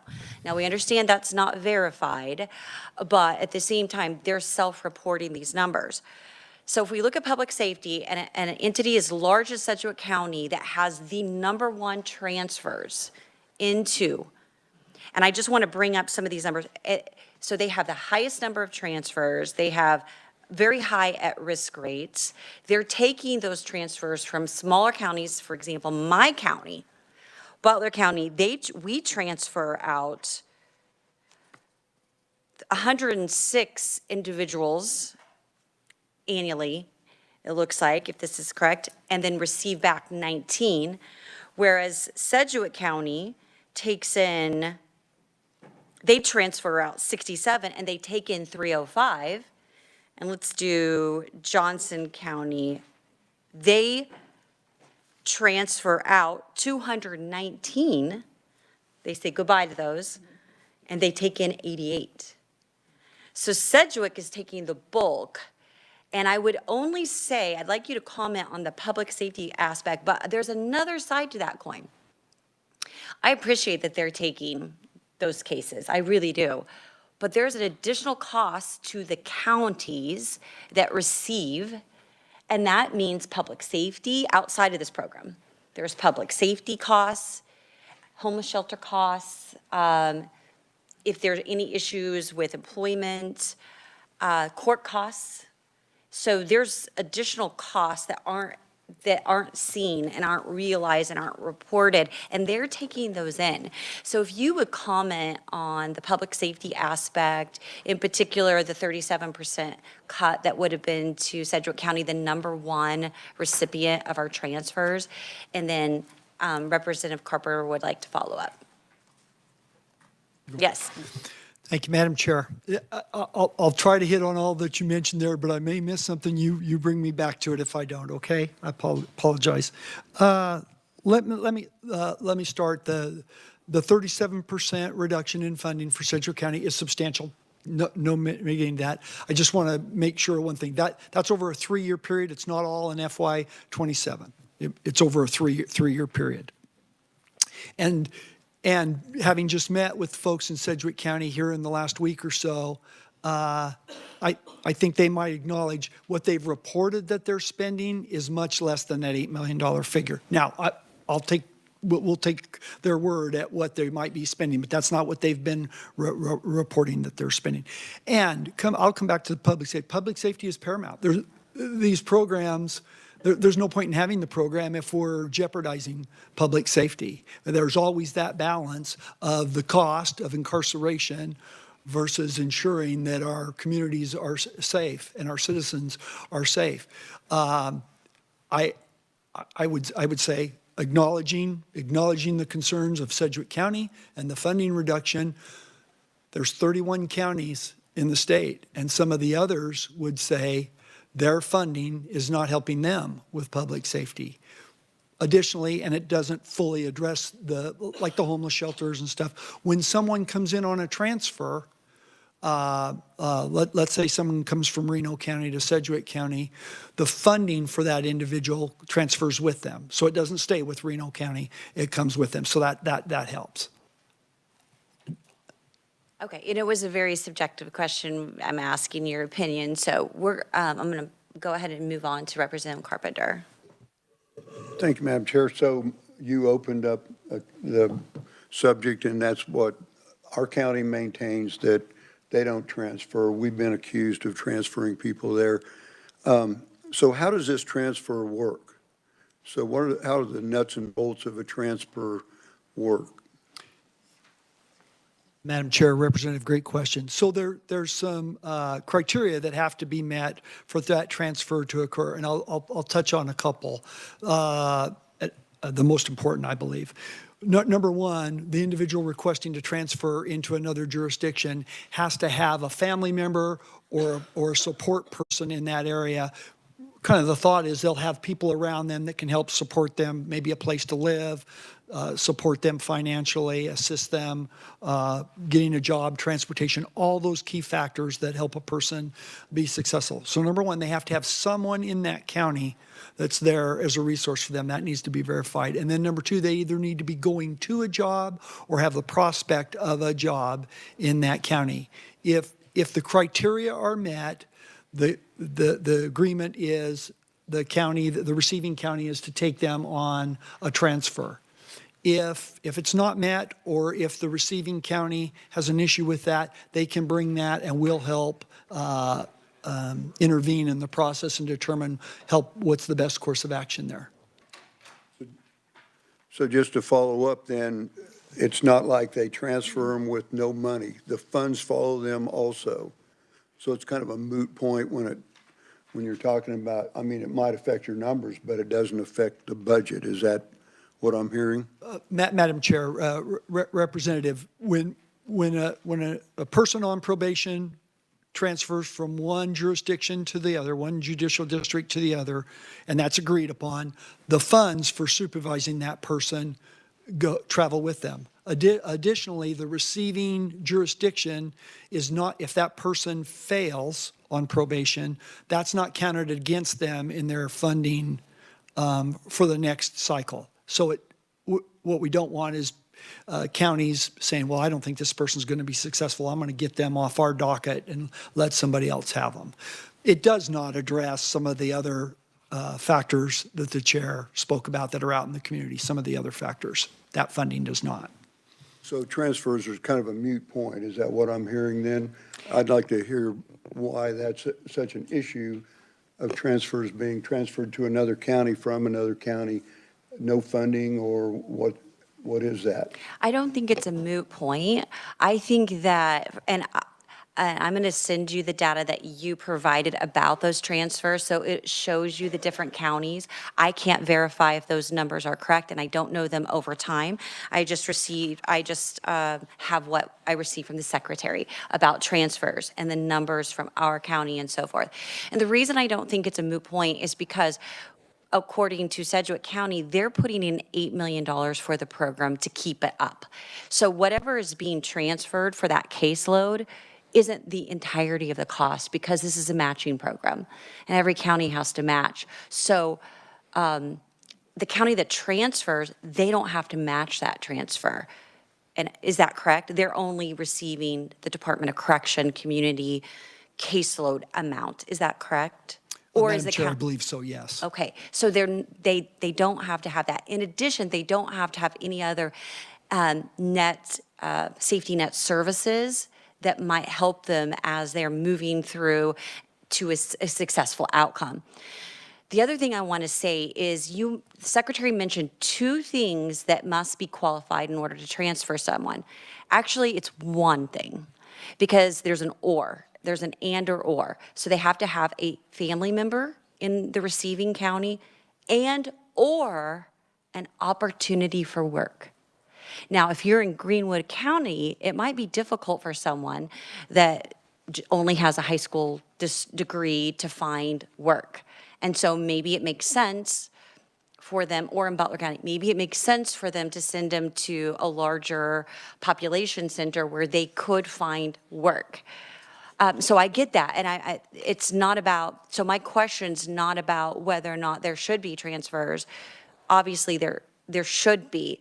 It's curious to me, the number that Johnson County sends, and they have a large population center. So that's very curious to me, why that might be, and what would the advantages or disadvantages be. So I think I brought it up as an example of a partner we wouldn't want to reduce their services and their capacity because they are taking a bulk of the transfers from other communities. And I think that's a good thing. So that's what I would bring. So on the transfer, I think maybe reviewing how they're transferred and is the or acceptable? Maybe it is. Does that make sense? Well, Representative Cartner and then Representative Ballard. Well, I'm just saying thank you for that. Like I said, I know our county's been accused of transferring folks to other counties for whatever reason, and I just want to try to flesh that out to make sure that it's not a funding issue. Sure. And I want to be on the record, I have not accused them of anything. So I'm just looking at the numbers that I was provided on that. My hope for this fact finding for our committee is that we encourage and we all want a very fair formula. And the most simple formula that you can produce is actually better than a complicated one. And I think we went from something a little bit simple and maybe it was too simple, so it wasn't as transparent. And so people felt like they weren't getting the money they needed to something that maybe is a little bit more complicated, and we still don't have the trust that we need.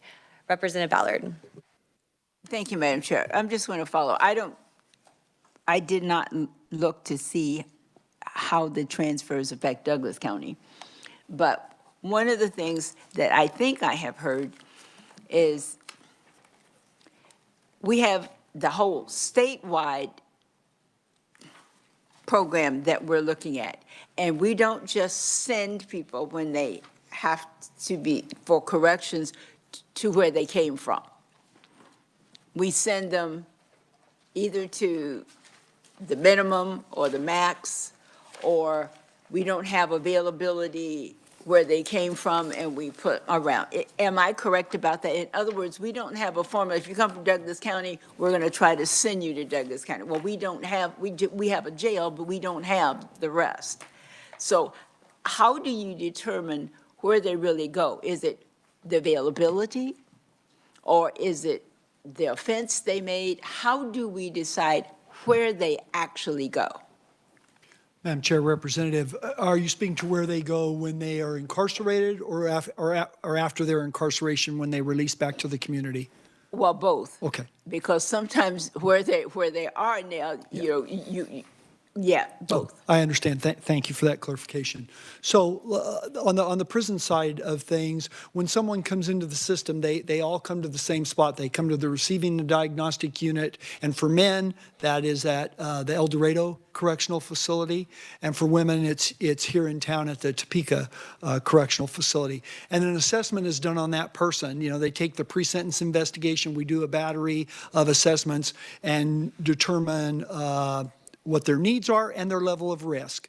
And then level of risk, they're assigned somewhat like in the community where we talked about low risk, low moderate, and high. In prisons, it is minimum, low, medium, and max custody. So typically you get your initial classification as you come into the system in prison. You get your initial classification based on the severity of your crime, the nature of your crime, the amount of time you have to serve, you are sentenced to serve, and then maybe some behavior that you may have had in the county or whatnot.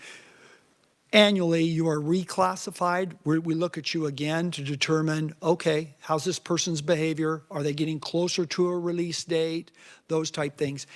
Typically, if you're behaving yourself and doing all the things you're supposed to be doing, over time you drop in custody level. You might not start out at max. You might point out as a minimum. Some point out as a minimum. More often than not, they're a medium custody or a max custody person. But as they behave themselves, stay out of trouble, and as they get closer to a release date, they typically drop in custody with a few exceptions. Then when they release, it's where can this person best be successful? And there's a number of factors to that. The key factors to someone being successful upon release from prison are, can they obtain a job that pays a sustainable living wage? Can they support themselves? Because supporting themselves looks like housing, some transportation, and maybe some other services. If they aren't able to obtain that, chances of them reoffending, or they don't have family or friends around them that can help them with that, chances of them reoffending and coming back go up. So it's having a job, it's being somewhere, maybe in close proximity to folks that can support you, maybe drive you to work, pick you up from work, maybe allow you to live with them, that type stuff. And then the services they need. Often in some of our rural communities, it's hard to obtain services, whether it be behavioral health, maybe cognitive programs, what have you. So we try to identify where that person can best be released and be successful. I think you'll see a little bit of a higher percentage of people going to an urban area than coming from an urban area, just because of jobs, services, housing, transportation. Okay. Well, thank you, Madam Chair. That explains it a little bit, because if Sedgwick County has more facilities available and everything else, and the person you're trying to place fits better there, I could see it happening. But on the other hand, then are they getting more than their share versus someone else? And I think you've kind of explained it. You have to consider several things when you're placing, and not just location.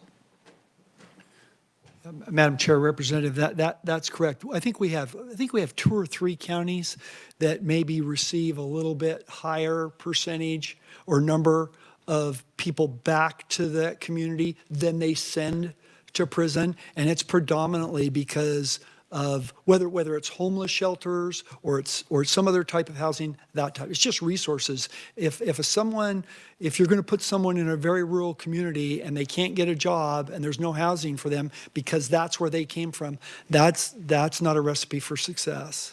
Okay. Thank you, Madam Chair. Okay, committee, so I'm going to hold off for just a minute, and then I'll come back to you before we break for lunch. But I know that we're scratching the surface on a pretty complex topic that has been reoccurring over the years, and you don't have all the data sets to make an informed decision here. So that's in part why I want to break for lunch, so that you can have a little bit more information. But second of all, I didn't send the 15 questions and your responses to the entire committee through research, because there were probably 13, 15 attachments with it. And I didn't want to overwhelm everyone in here, and I know how busy and restrained our time is. However, research, you have that email, and I think at the end of this meeting, I think that you should have it, and if you want to dig into it, then you can look at the questions that I submitted and the responses back and see all of the attachments. I was really trying to save you a little bit, but perhaps that was my mistake. We can get some of those documents to you for this afternoon. But what I would request for you are some basic things. And number one, we have your performance measures. Performance measures have been a hot topic in both appropriations and Ways and Means, with certain members really wanting something that's real and that's comparative. As I look at your 3 performance measures, it's hard to really know if that's an improvement because you give a raw number, not a percentage of improvement.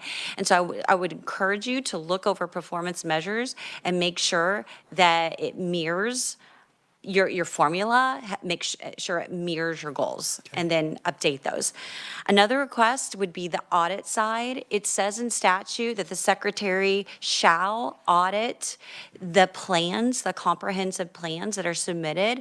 And I understand, and you've acknowledged that this is not something that you do. Perhaps you do not have the bandwidth to carefully audit and make sure that they're submitting budgets that are reviewed and dollars are accounted for, because we know that they are not.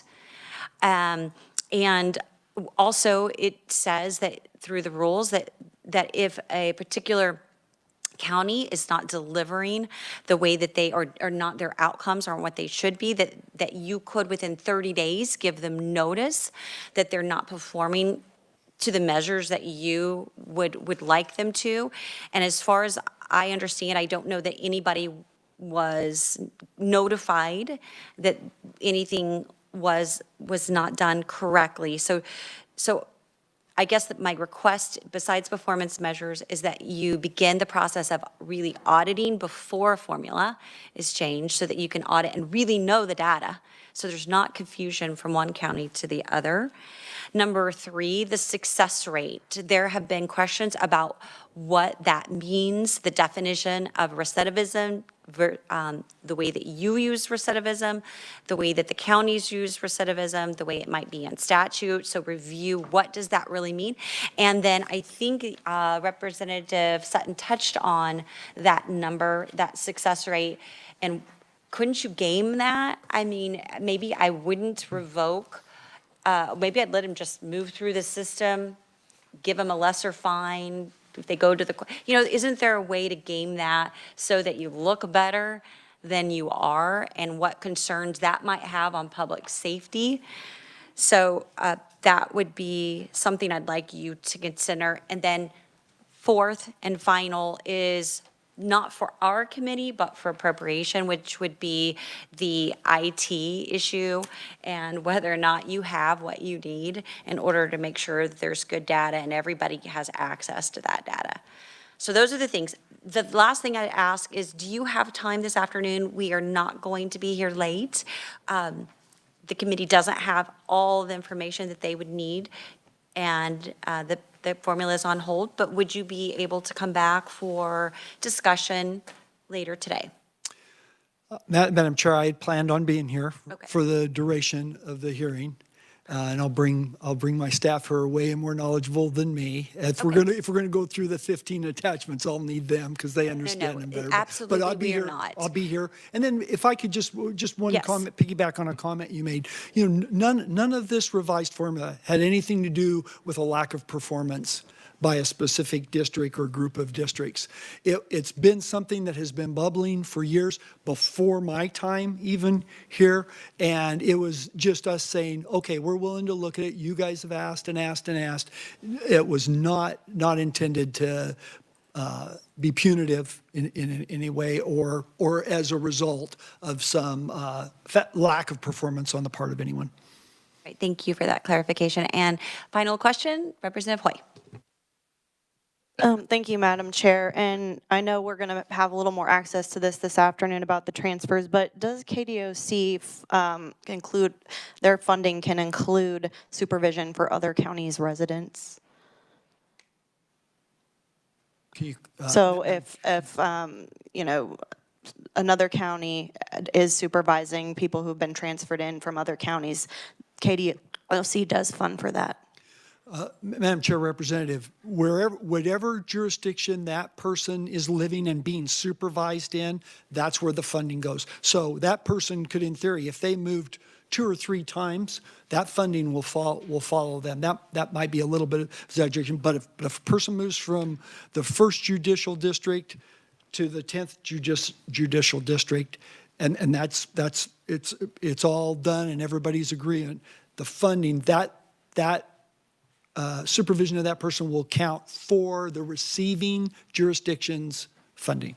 Thank you, because I know Johnson County, Wyandotte, some of those border counties, they also have interstate compacts and are supervising out-of-state individuals who they're not getting KDOC reimbursements for. So maybe they do have to rely on some others at times because, you know, when we look at the funding and talk about public safety, we do have to have a statewide approach to this because we're only as safe as our worst funded areas here. And so I'm glad you're going to be back because I do want to ask a little bit more about what this pause is going to look like. Thank you.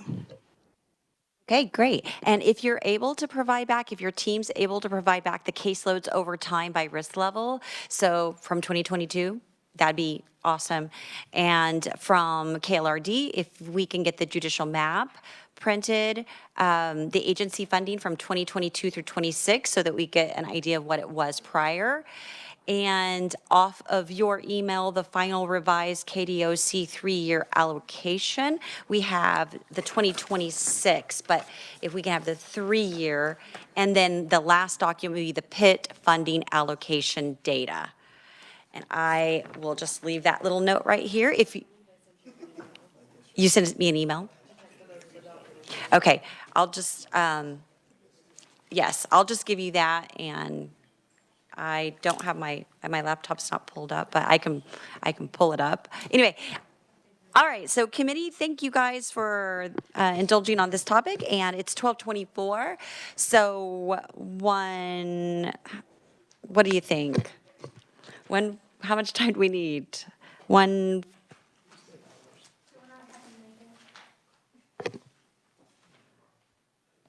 Did I skip someone? Oh, Megan. I did skip Megan. Megan, would you? Okay, she's just listed in case. Okay. I was going to say, she can help join the discussion, answer questions this afternoon. And thank you. How about 1:45? Our ranking suggested. So we'll be back and we'll just break until 1:45. Thank you.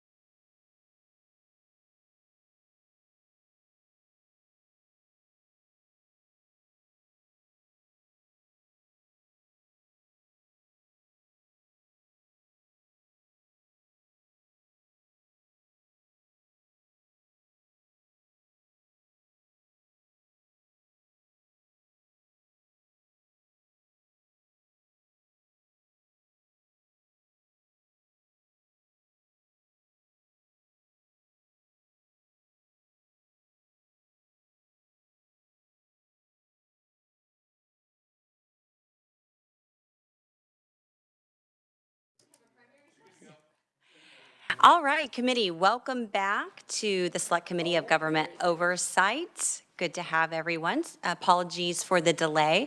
I know we have some people from out of town, so we want to give them the proper amount of time. So committee, let's first start with our items for Directors of Community Corrections testimony. Note that we do have written testimony as well, so at your availability, if you will please review those. And thank you to staff for all the documents that they have placed on our desk that can answer questions. So let's just go ahead and start with Stuart. Stuart, are you here? Stuart Little, welcome. Thank you, Madam Chair, Representative Lewis, Representative Ballard. I am here on behalf of the Kansas Community Corrections Association. This is the trade association for the agencies around the state, and submitted testimony without being certain that you were going to get any feedback from any other agencies and talk to the leadership of the organization. And so I'm here just simply to convey that the absence or the overflow of information you all may be getting from community corrections agencies should not reflect the level of interest. Everyone cares about this a great deal on all sides. And our association, of course, represents agencies that lose money, agencies that are gaining under this system.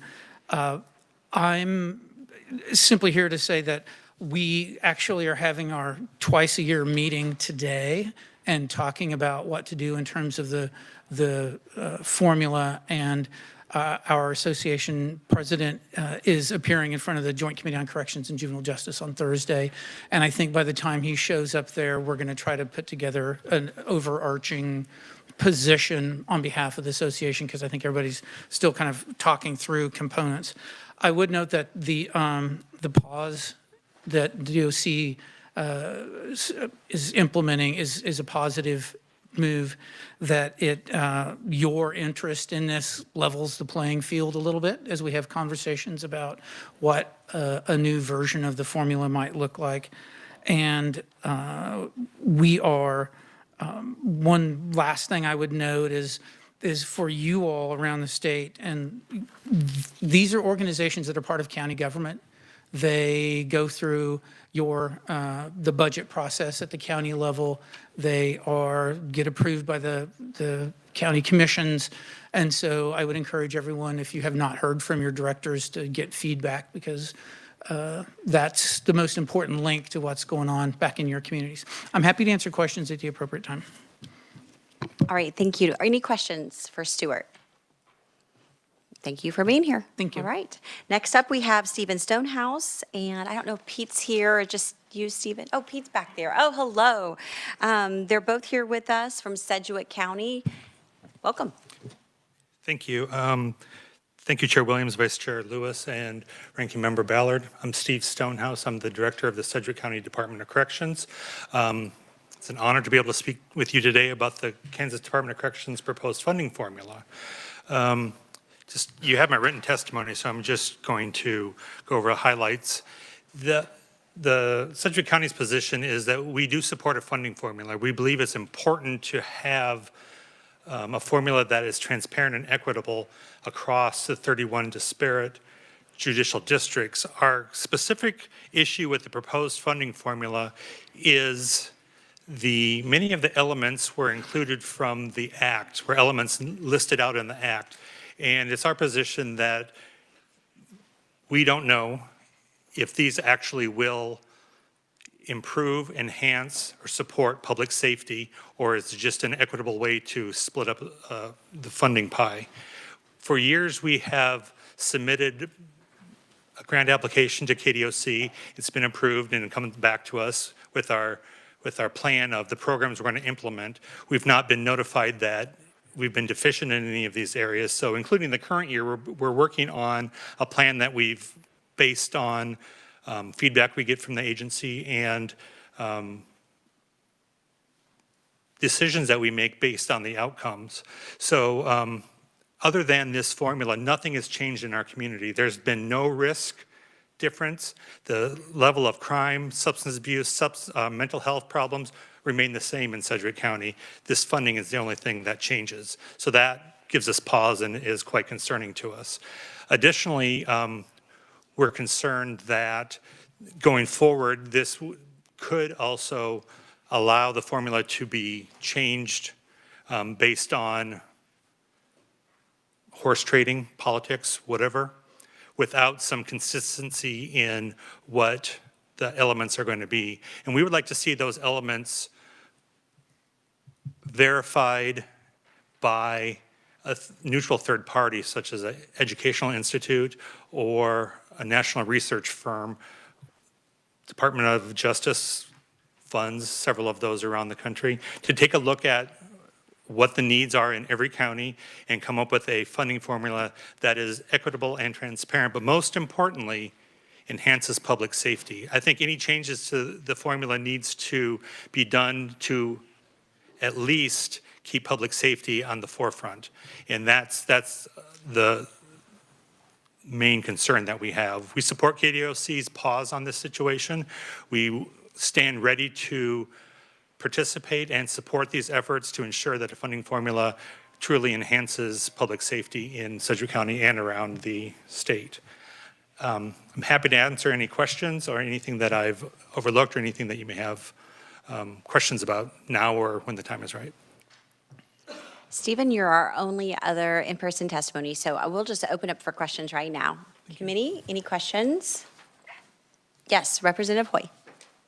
Thank you, Madam Chair. Thank you for being here. My question, just looking at, the 60%, 40% breakdown of this new formula and looking at the data component of the 40% court filings, crime index. I mean, those are two things that seem pretty necessary to me. Poverty levels, population, square miles. I mean, square miles aren't going to benefit Sedgwick County or Johnson County, but for the larger areas that don't have Ubers and other options for transportation, I can see why that's included. And then turnover success rate, what I guess specifically would be your advice moving forward on those particular weightings and inclusions for data? Is there any in particular that are causing an issue or things in there that you like? I like court filings. I asked for it and it got put in. But for me, I don't know I don't know if including court filings actually has an impact on public safety or not. Is that the right element to be looking at? I just don't know. So I don't like square mileage of our judicial district. I don't have to operate in that world. We have one county, one judicial district. So I don't want to say that's wrong, but I just don't know if even having that in a funding formula, I realize it's in the KSA, it's in the statute, but I don't know if that actually, funding that element, does that help enhance public safety or is that an operational question? Should there be operations funds set aside? What is the basis to run community corrections in Johnson County, Wyandotte County, Seward County, Sedgwick County? I don't know. Is that a question that we need to answer? What's the base level that we need to be providing? Is it supervision? Is it home visits where you have to drive someplace? I mean, what exactly are we buying with these funds? And does it look the same? I would hope not, because our judicial districts are very different. But those are, Representative, exactly, those are the questions that we're struggling with, is that they look like a good idea and there are assumptions, but I don't know that they've ever been validated scientifically or by the research. Representative Ballard.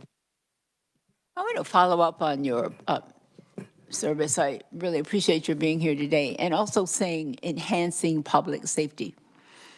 What would be the top 3 things on your list for enhancing public service, given that we have 105 counties and we go from rural to the more urban to whatever? What would be like the top 3 when you say enhancing public safety? Yes, ma'am. So the total population of the caseload count, what is the makeup of low to high offenders on the caseloads? We know that everybody is supervising felony level folks, but there's a difference in their needs. And then the other 2 would have to do with substance abuse and mental health treatment. Sedgwick County has applied for and been granted $685 $82,000 annually from KDOC to enhance our substance abuse and mental health programs within our jurisdiction. I know not every jurisdiction takes that money, but that is such a huge need in our jurisdiction, we actually ask for more. KDOC typically says, what do you need in this area? And we ask for what we need, and then we get what we typically have is about $685,000. So those are issues that I think are very important to consider. May I follow up on that? Okay, when we start talking about substance abuse, okay, now, what level are we talking about substance abuse? Because that comes in different levels. Yes. Okay. Yes. Thank you, ma'am. When I'm talking about substance abuse, the funds that we receive are to provide for those folks who are not able to keep an appointment in the community, are not able to get to their appointment in the community. Typically, folks report to their community corrections officer. That's one thing they can do. So if somebody comes in and we have a counselor, we have a peer mentor in the building sitting right next to the probation officer, we can immediately hook him or her up with somebody to help them right there. There's no other handoff. Sure, some folks can have the wherewithal to have community-based services, but we've really tried to reduce that when we need to. We call that responsivity as a barrier. So if folks have a hard time connecting with those services, we just do it in-house. So people don't have to take our services. They can do it in the community, but there is a segment who, if it weren't for this, it wouldn't happen. It wouldn't happen. And the last one, you had mentioned the mental health. Okay, so we have roughly 26, 27 community mental health centers around the state. Can you take advantage of that once they move into the communities that they've been placed, or do we do that? No, absolutely. We partner with ComCare. ComCare is our local community mental health agency in Sedgwick County, and we partner with them all the time to break down those barriers for folks. They're a partner with us in our drug court, and we also utilize the VA for veterans in our veterans court, because those are two areas where sometimes the folks are higher needs and we can't even work on anything else until we stabilize their substance abuse or their mental health. KDOC also partially funds our residential center. Johnson County is the only other place in the state that has one. And we also use that as a sober living bed. So if somebody doesn't have a safe place to live where they can be sober, we will have them in a residential center until we can graduate them out into their own situation. The funding also pays, behavioral health funding also, we can also issue vouchers for people to have a place to live. Oh, okay. Halfway or sober living houses, things like that. So we can put them in a graduated rate where they have a place to live and are living in a sober environment. So it's really opportunities. Not everybody of our 1,100 people we have on supervision this morning. Not everybody needs that, but this is really the higher risk, higher needs folks. Well, I appreciate that. Thank you so very much. Thank you, Madam Chair. Representative Tarwater. Thank you. When you say sober living environment and you're funding someone a place to live or you're providing them a place to live, are they drug tested on a regular basis, daily basis, to make sure that they're not doing drugs? Yes, sir. The folks in drug court have to call a line every day, and they're either told to go test or not to test. Sometimes it's every day for several weeks. It's random, and folks who are living in sober living have to follow the rules of that house, and then plus our rules. So they're often being tested quite a bit. And depending on their level of supervision, they may, if somebody's in drug court and they show up with a dirty UA on the day of court, oftentimes they will go into custody that minute. Part of the drug court team is a sheriff's officer, and he or she will take the individual right into custody to take care of that. It's a much faster, we all know, when we got in trouble from our parents, if we got it right away, we understood what we were doing wrong. These folks don't always do that if they don't have their consequences right away. Thank you. Representative Humphreys. Thank you, Madam Chair. So just if I can understand what you're saying, your solution is to have an independent evaluation. Yes, ma'am. Is that right? Yes, ma'am. And so, do you have any idea what that would look like? Well, Sedgwick County Department of Corrections, we utilize WSU a lot because it's our hometown university. There's KU, there's someplace in Manhattan, there's K-State, there are other, Fort Hays has a great criminal justice program. That's my natural inclination, is to use a state university. I know when we've spoken with the secretary about it, he talked about DOJ grant programs that can come out and evaluate and give recommendations and look over acts. So that's also completely fine. I think either of those could offer insight into, are these elements reflective of enhancing or improving public safety, or are they just a good idea? And so, so they would be advocating for some sort of change from the old policy. But I'm still a little bit fuzzy on what was the old policy. Was there a funding formula? What, where did these numbers come from before? So the way we receive funding is that KDOC annually gives us an allotment about January, February, saying, if all things stay the same, we believe this is what your allotment is, then we back into that number. So I don't know how we got that number, but I know that's what we were always given. Okay, so it's not like laid out specifically in the statute as far as what the funding was previously. No, there are elements suggested. I don't know how they arrive at, I don't know how. I just know that it's not like, sometimes when you hear about grant programs, you can write for what you want and then they give you what, that's not the way it happens. We back into a number that's given to us. And if I may, Madam Chair, just one last thing. And then as far as the county match funds, or maybe this is just, I'm looking at some of the new information we got. Thank you so much. Whoever worked so hard over our lunch break, I'm so appreciative of all these new things you gave us. But will we be talking about the county match later? You can go ahead and discuss it now. So We my brought it. question is how, as far as Sedgwick County, did you match because you were required to a certain match, or you matched because public safety demanded this is what you needed to put in, or what was that decision? So frankly, we always knew that there was a match KSA. Wasn't always clear if that was a suggestion or an actual. So we always budgeted, the county's always been very generous, budgeted for public safety on what we requested. So we know that for the last 8 to 5 years ago, we budgeted between 5 and 8 million. Our actuals are between 4 and 5. Current year is about 4.5, and we got some complications with that is budgeted versus actual.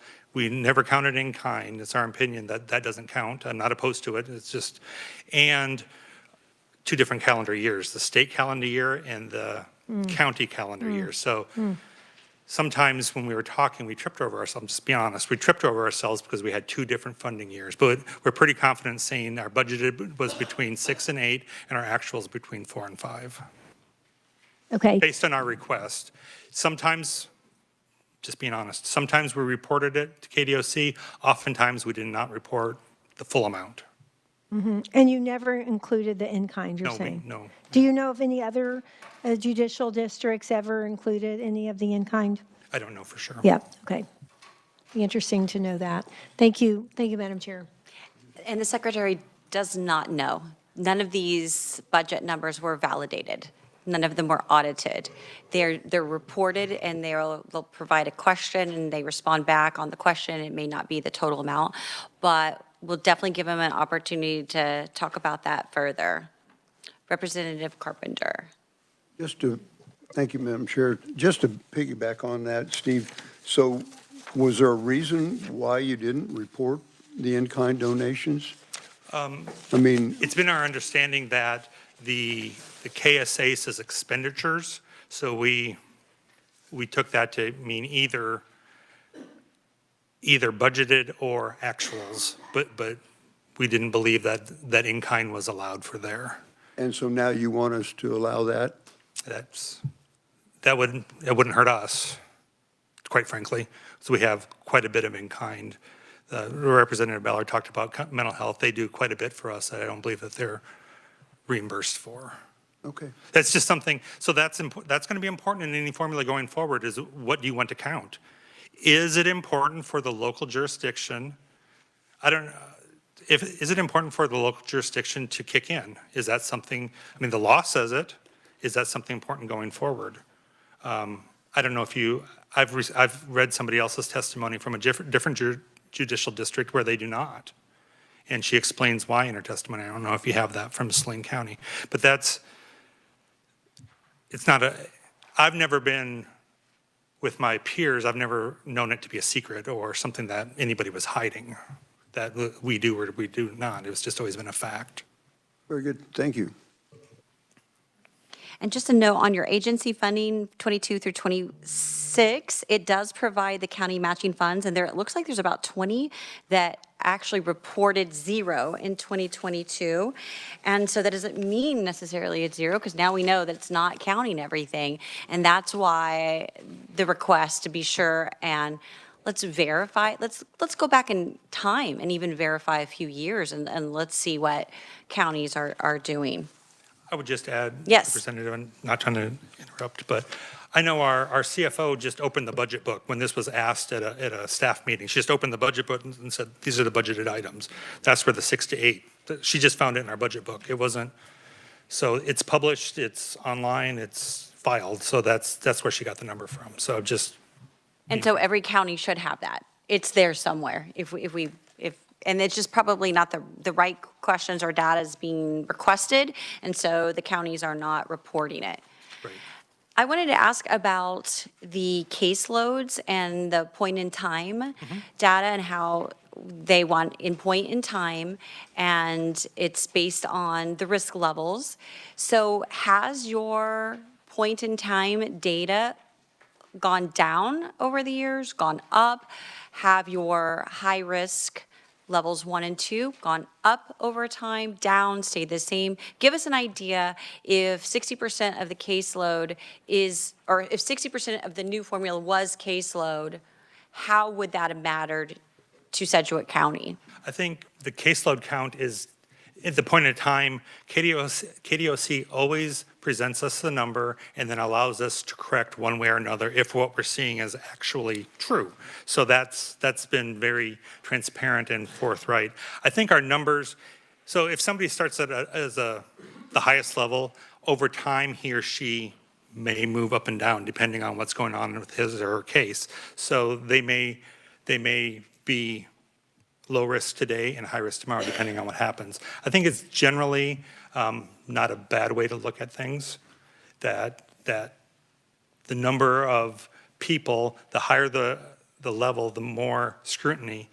The challenge is quality assurance to ensure that, number one, 31 different judicial districts are scoring the tool correctly, and number two, that people are moving up and down the levels as they should.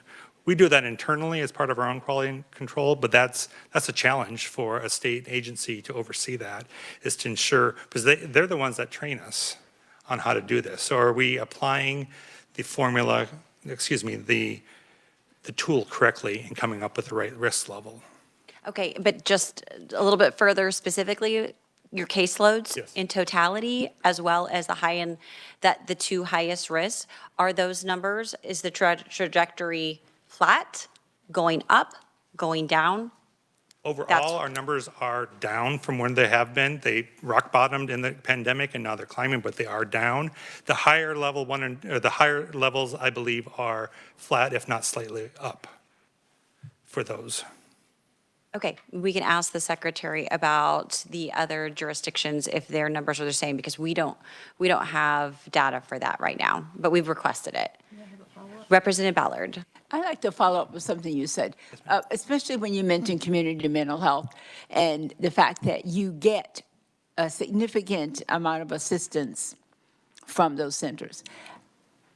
Did someone never talked about in terms of what you can count as your contribution? Did they never say anything about the in-kind? Was it discouraged? Was it never really acknowledged? Were you just strictly looking at dollars that you receive from the state and or any other kind of funding you might do, fundraising, whatever, was it never brought up? The reason I bring that up because if the community mental health house, which you have just said have been significantly a partner in the work that you're doing, and yet they weren't actually acknowledged in it, and the community mental hospitals were established by the legislature, so they're not an outside entity, they are an inside entity. That's why I'm asking. Yes. I don't think it's ever been discouraged. We just never took it to the next step of even thinking about it, I would say. We were just looking at our own, I'm not going to say silo of what is corrections spending, what's in our line item, not what are they spending in corrections that supports us? What is the sheriff spending that supports us? That's never been something that we've ever done before. Thank you, I appreciate it. Thank you. Representative Carpenter. Thank you, Madam Chair. I don't know if you're going to be able to, but somebody in the audience may be able. So on this one sheet we have with the risk levels, is risk level 1 the worst? And then 4, so, okay. That's what I was curious about, because it could be the other way around. Risk level 1 is the most serious, and then it goes down from there. I'm sure some of you judicial sleuths knew that already, but I did not. I had to ask that question. I didn't know. Yeah, it could go either way. So, other questions? All right. Well, we appreciate you making the drive up here and testifying, and we'll go ahead and move on. Thank I'll be right back here. Yeah, sounds great. Committee, again, there's lots of written testimony. It would be really helpful if you went ahead and reviewed it. Commissioner, did you want to address the committee? Commissioner Meitzner, yeah, come on up. I don't want to leave you out. Well, thank you, Chair Williams and Representative Ballard and committee. I'm Pete Meitzner. I'm a county commissioner in Sedgwick County, and I just wanted to wholeheartedly thank Secretary Zamuda and Megan Milner for helping us understand the challenge and the gravity of what community corrections does and the incredible impact positive that community corrections has statewide when there's 10 or 11,000 in community corrections and 10,000 or whatever it is at the state prison. And so it's an incredible tool what community corrections does. We're wholly supportive of it. And I think you all are finding out that it's not an easy environment and this formula funding. It's tough to understand. There's a lot of questions about it. And we've had some great recent discussions with Secretary Zamuda and Megan about kind of the same thing that you guys are talking about. But I'd just like to say that from our perspective as a local elected, the word public safety is huge in the community corrections business when we've got 1,100-ish walking around our community and 300 of them plus are from not in Sedgwick County. But we accept that role because we have a lot of services that can support other jurisdictions that don't have the mental health, substance abuse tools and the nonprofits and the for-profits and all that it takes for people like Steve Stonehouse to do his job in the largest city in the state. And so we don't battle against that. We support, but we are concerned about public safety when this came out and we all started peeling the onion a little bit. You can imagine what our local judges, the district attorney, sheriff at his jail, the impact of potentially downsizing some of the services that Steve's Stonehouse group does. You can connect the puzzle. But we were worried about what's going to happen in the community from public safety, and then do judges just say, well, we don't have community corrections that tool available, so send you to prison. They go to prison, they don't get as much rehab opportunity, they get out. And so it was a real concern for our public citizens on that side. So how you all, Also uncovering that the Community Corrections Act, you've got a one-page letter from our chairman that kind of explains it, but the Community Correction Act of 78, which was important for us to realize, and that it has been modified slightly, but not really. That we're talking 50 years. And what's been said before is, can you just, maybe in that act, it can be updated, included in that is whatever the funding formula works best statewide. And Secretary Zamuda mentioned the Department of Justice may have tools that they look at nationwide that say, hey, Kansas would be better off doing it this way, or maybe we're doing fine. So we really appreciate the pause and maybe the deep dive into what does the Community Corrections Act do and what should it do. So you've all had some great questions. I've been listening and thinking, well, I just went through these same questions, a lot of them in the recent months. And so I want to thank you again for allowing us to say, that between the secretary, people like Steve Stonehouse, Megan, they understand the details of what maybe we need to do. And I'm up here saying we're worried about the public. The public doesn't even understand a lot of this. They wouldn't know that there's 11,000 community corrections people running around the state, and on top of the 10,000 in the state prison system. The public doesn't know that, but the impact could be downwardly crisis level if we don't look at this the right way, I think. So thank you, and be glad to stand for any questions. All right, thank you, Commissioner. Does anyone have any questions for Commissioner Meitzner? We appreciate you being here. Okay, thank you, Chair. All right, so committee, the next step we have is, of course, is looking at the materials that we have. Are there any requests, any unanswered questions? I'm sure there are many. We have, of course, the secretary and Megan Milner here as well. So if there are some follow-up questions, it looks like we could wrap up by 3. But before we do, I really would like us to summarize what we'd like to see, perhaps moving forward. And I believe that the secretary already gave us a briefing of where he's moving. So with that, I'm going to open it up for comments or questions for the secretary or Megan, or just requests from recommendations for this committee. Representative Hoy. Thank you, Madam Chair. I would just like a little bit more details about what this pause means, what the process is going to be moving forward for this independent review. Would it be okay if I have the secretary answer a question for me? Yes, if you Thank would you. go ahead and provide for us a timeline and how that will look in terms of fiscally for these different entities. Thank you, Madam Chair, Representative.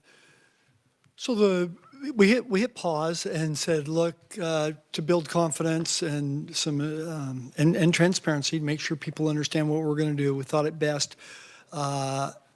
Let's reach out to an independent third party from outside the system and probably outside the state. And there's some entities. I don't know if this will be the entity, but the Council of State Governments has done quite a bit of work here in Kansas to help us.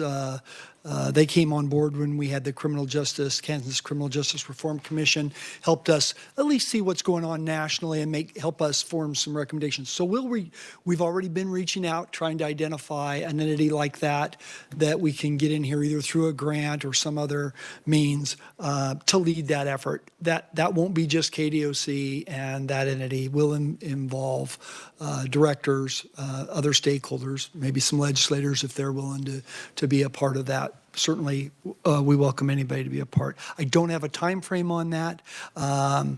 We'll get on it just as quick as we can identify somebody and work diligently on it. And I would expect, it'll take a few months. And so maybe it's the summer, maybe it's next fall where we have some recommendations. I'm hopeful.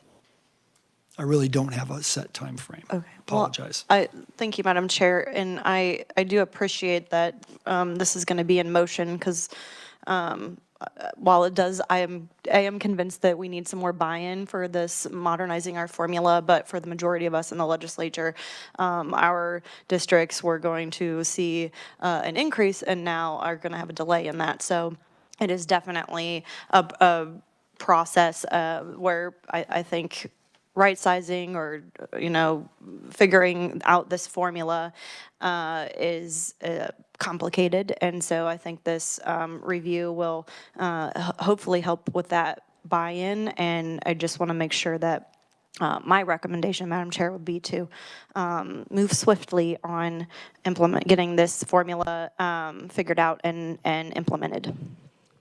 Madam Chair, may I comment on that? That would be our desire as well. That's everybody's desire. Move it as quickly as we can. And given that, I suggested earlier, and I think Mr. Stonehouse referenced, the act itself. There's some areas in the act that are unclear at best.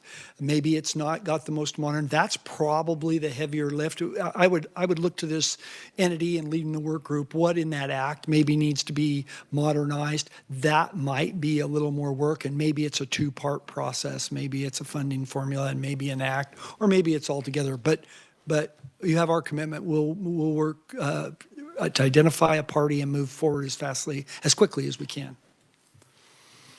Okay, so item number 1 would be the request for a timely review of the proposed formula and then providing back updates for certainly the appropriations and the Ways and Means Committee, and then if you could do it and have it directed to this committee as well, even though we may not be meeting, getting that response back would be helpful. Representative Vice Chair Lewis. Thank you, Madam Chair, and thank you for being here. I just want to say I've enjoyed, as Corrections Chair, I've enjoyed working with you, and thank you for your input here, too. Following on the representative's questions about process, what's going to happen in the meantime? That is to say, let's assume that it's going to take another year to get this ironed out. What happens? Do you use the old formula?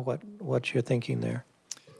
Yeah, Madam Chair, Mr. Vice Chair, I imagine that we would just use the same process we've been using. We'll work with the Community Corrections Advisory Committee and the directors. And I would assume we'd use a similar formula just to keep the funding stabilized for no other reason. So there's no big swings in either reductions or increases. There'd almost have to be a reduction somewhere for there to be an increase somewhere else.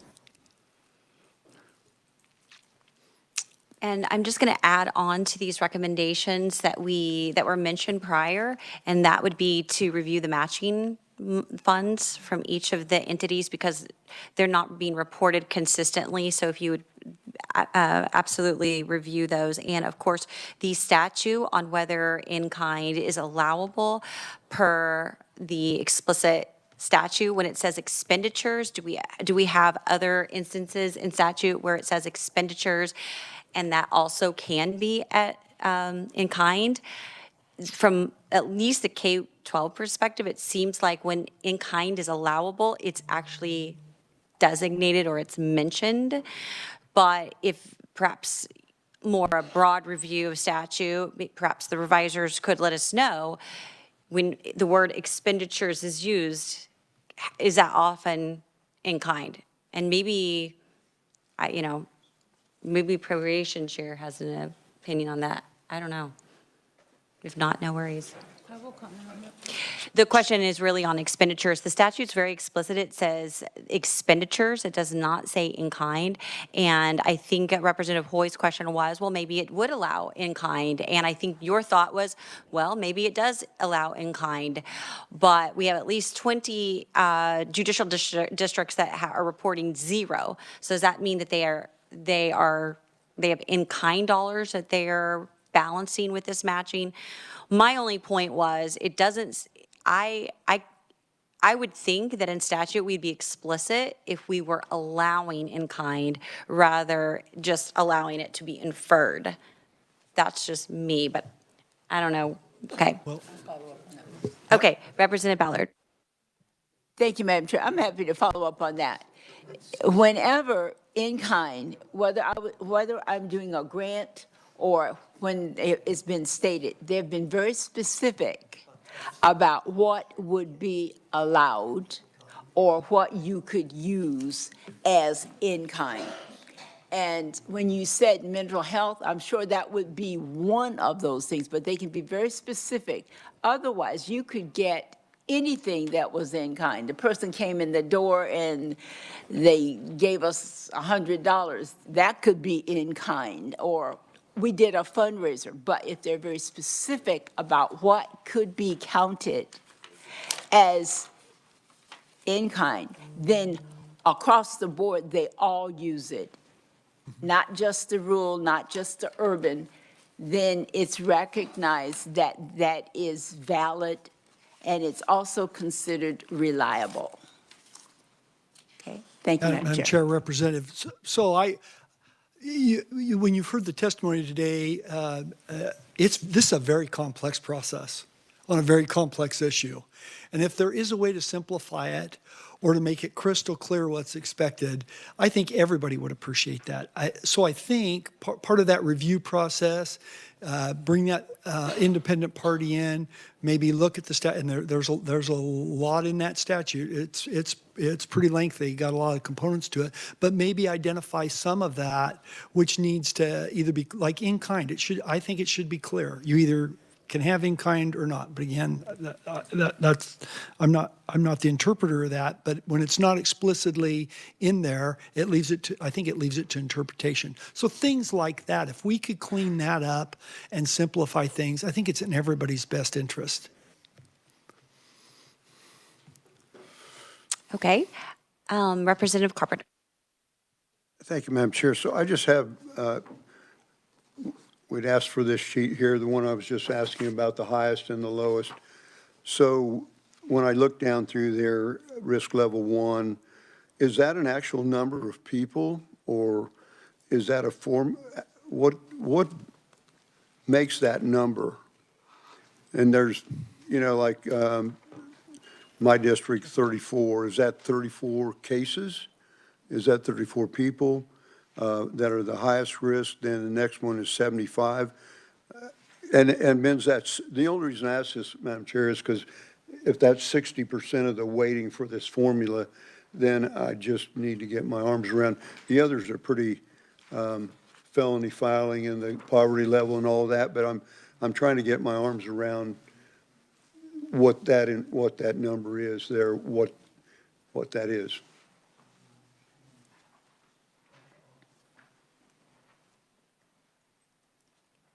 Madam Chair, Representative, so that number is reflective. I talked about the point in time or the pit process. So at the first of every month, first of the month, every third month, information is pulled on risk level. And then that's averaged for the year, and that's how we get to that number of how many are on each level. That's not a percentage, that's a number, right? It's a number. So there's 6.5 people on District 1 level, risk level 1. Is that how I would read that? The very top one. And the risk level 2, 17.4. So yes, Representative, that's an average over that year when you take those quarterly snapshots. Okay. All right. Thank you for your indulgence on that. I'm just trying to figure this out. For sure. So for those that are maybe struggling because they are a larger jurisdiction and mileage is an issue, and for those that would have gotten $1 million bump and now they're going to have to wait. And I think they may be concerned if this formula was out of balance, then is that going to create harm? So my question is, there are other modes of technology that are used, for example, for our juveniles. And there are apps that are used to help track. So you don't actually have to drive 200 miles. You could use an app and track that individual or have them required FaceTime meetings. Would that be a short-term better solution? Do you have access to those apps since we use it for the juvenile, or I thought we did? And then we could use it for the adults as well. And then you wouldn't have to allocate all of this additional dollars. You would be providing the let's say, the technology, so to circumvent the need for those additional dollars? Yeah, Madam Chair, I'm not real familiar with specifically what goes on in each district, but I would be very surprised if districts are not using technology today, whether it be Teams meetings or Zoom for some meetings, maybe an app, FaceTime on a phone, using all kinds of technology to communicate. The purpose, I think, of the geographic is there is a point in time where you have to drive and go see that person. There just is. And a larger jurisdiction, they've got more miles to travel. So it was making an acknowledgement that some additional resources be committed. So it doesn't become a choice, well, I really need to go drive and see this person, but boy, our fuel budget's running low, or our vehicles have got a lot of miles on it, that type thing. Okay, just on that note, just as a quick follow-up, on our judicial map, we have the upper northwest that is colored in this yellowish color, and then there's many different numbers. There's 15, 16, 17. Actually, I don't think there isn't, yeah, 16, 17, 23. My eyes are so bad. Maybe that's 28. Can't really tell for sure. 23. But my question is, if you go to the table, it doesn't have all of those numbers. Some of them are given money independently. So, but yet they're a collective district. Can you put some clarity on that? How are we supposed to match that as a judicial district and the numbers that some get their unique amount and some don't, and some numbers aren't? There isn't even a number for 15 on here. How about can I ask Deputy Secretary Milner to come up and speak to that? She understands it a lot better than I do. That'd be great. You betcha. Megan, Deputy Secretary. She's looking for an opportunity to speak anyway. Great. Thank you, Madam Chair. The 15th, 17th, and 23rd judicial districts are covered. You would see them referenced as Northwest Kansas or NWKS on your form. So when we were reviewing statute earlier this morning, one of the things that you heard about was a group of cooperating counties could have an agreement to provide supervision services for all of those counties, and that's what happened with all 17 of those counties. So you have, we actually contract, I'm sorry, so Northwest Kansas Community Corrections, which they have an office in Hayes, but they have a couple of other offices throughout there. They actually cover the supervision for all 17 of those counties. Perfect. That makes complete sense. And do you happen to know in this particular area if they are taking advantage of technology so they don't have to do as much driving? And if so, does that offset that $1 million that they are not going to be receiving right now? So I believe there is some accessing technology. Our direction or our guidance that we've given to the community corrections agencies is that technology should not be used to replace a face-to-face visit because of public safety reasons. So technology or a video visit could be used to supplement and provide additional supervision, but it should not solely be used for public safety. You need to still get eyes on to individuals, go see their home, maybe go see where they are working. So while I do believe that Northwest Kansas is accessing some of those technology services, it wouldn't ever completely replace face-to-face contact. Okay, appreciate that. Yes, ma'am. Any other questions from the committee? Yes, Representative Francis. And this might be for Megan just a little bit more. And I understand, I represent the 26th Judicial District, one of the ones that's losing a lot of funding here. But I understand the need for travel expenses. But also, isn't one of the problems that we have in some of our rural communities is we're trying to reach at-risk people that are highly at risk, and we have to provide services. And doesn't that lack of population density in some of our more rural communities create costs and issues to provide services when you only have 500 people in a town? Madam Chair, committee members, thank you for the question, Representative. I recently heard a statistic that 1/3 of our state is still considered frontier. And while I knew that we had many areas of our state that were still considered frontier, that statistic really surprised me when I heard that. And so I mentioned that to your point of some areas of our state. I'm not necessarily saying that that's your state. You may have some of those areas in your area. But I do think that when you get to some of our very rural, maybe even frontier areas of the state, the cost of services can go up.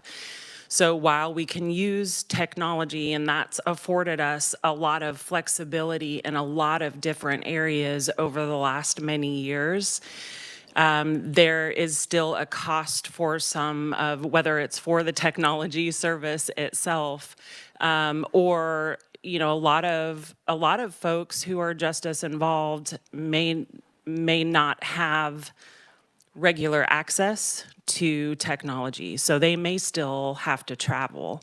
Wi-Fi is still an issue in a lot of areas of our state. So do I think that that contributes to the cost of services in those areas? I would agree. I believe that is why, I'm confident that that's why we included things such as poverty rate and the population of judicial districts, and then also that square mileage was to try to encompass many of those things that you're referring to.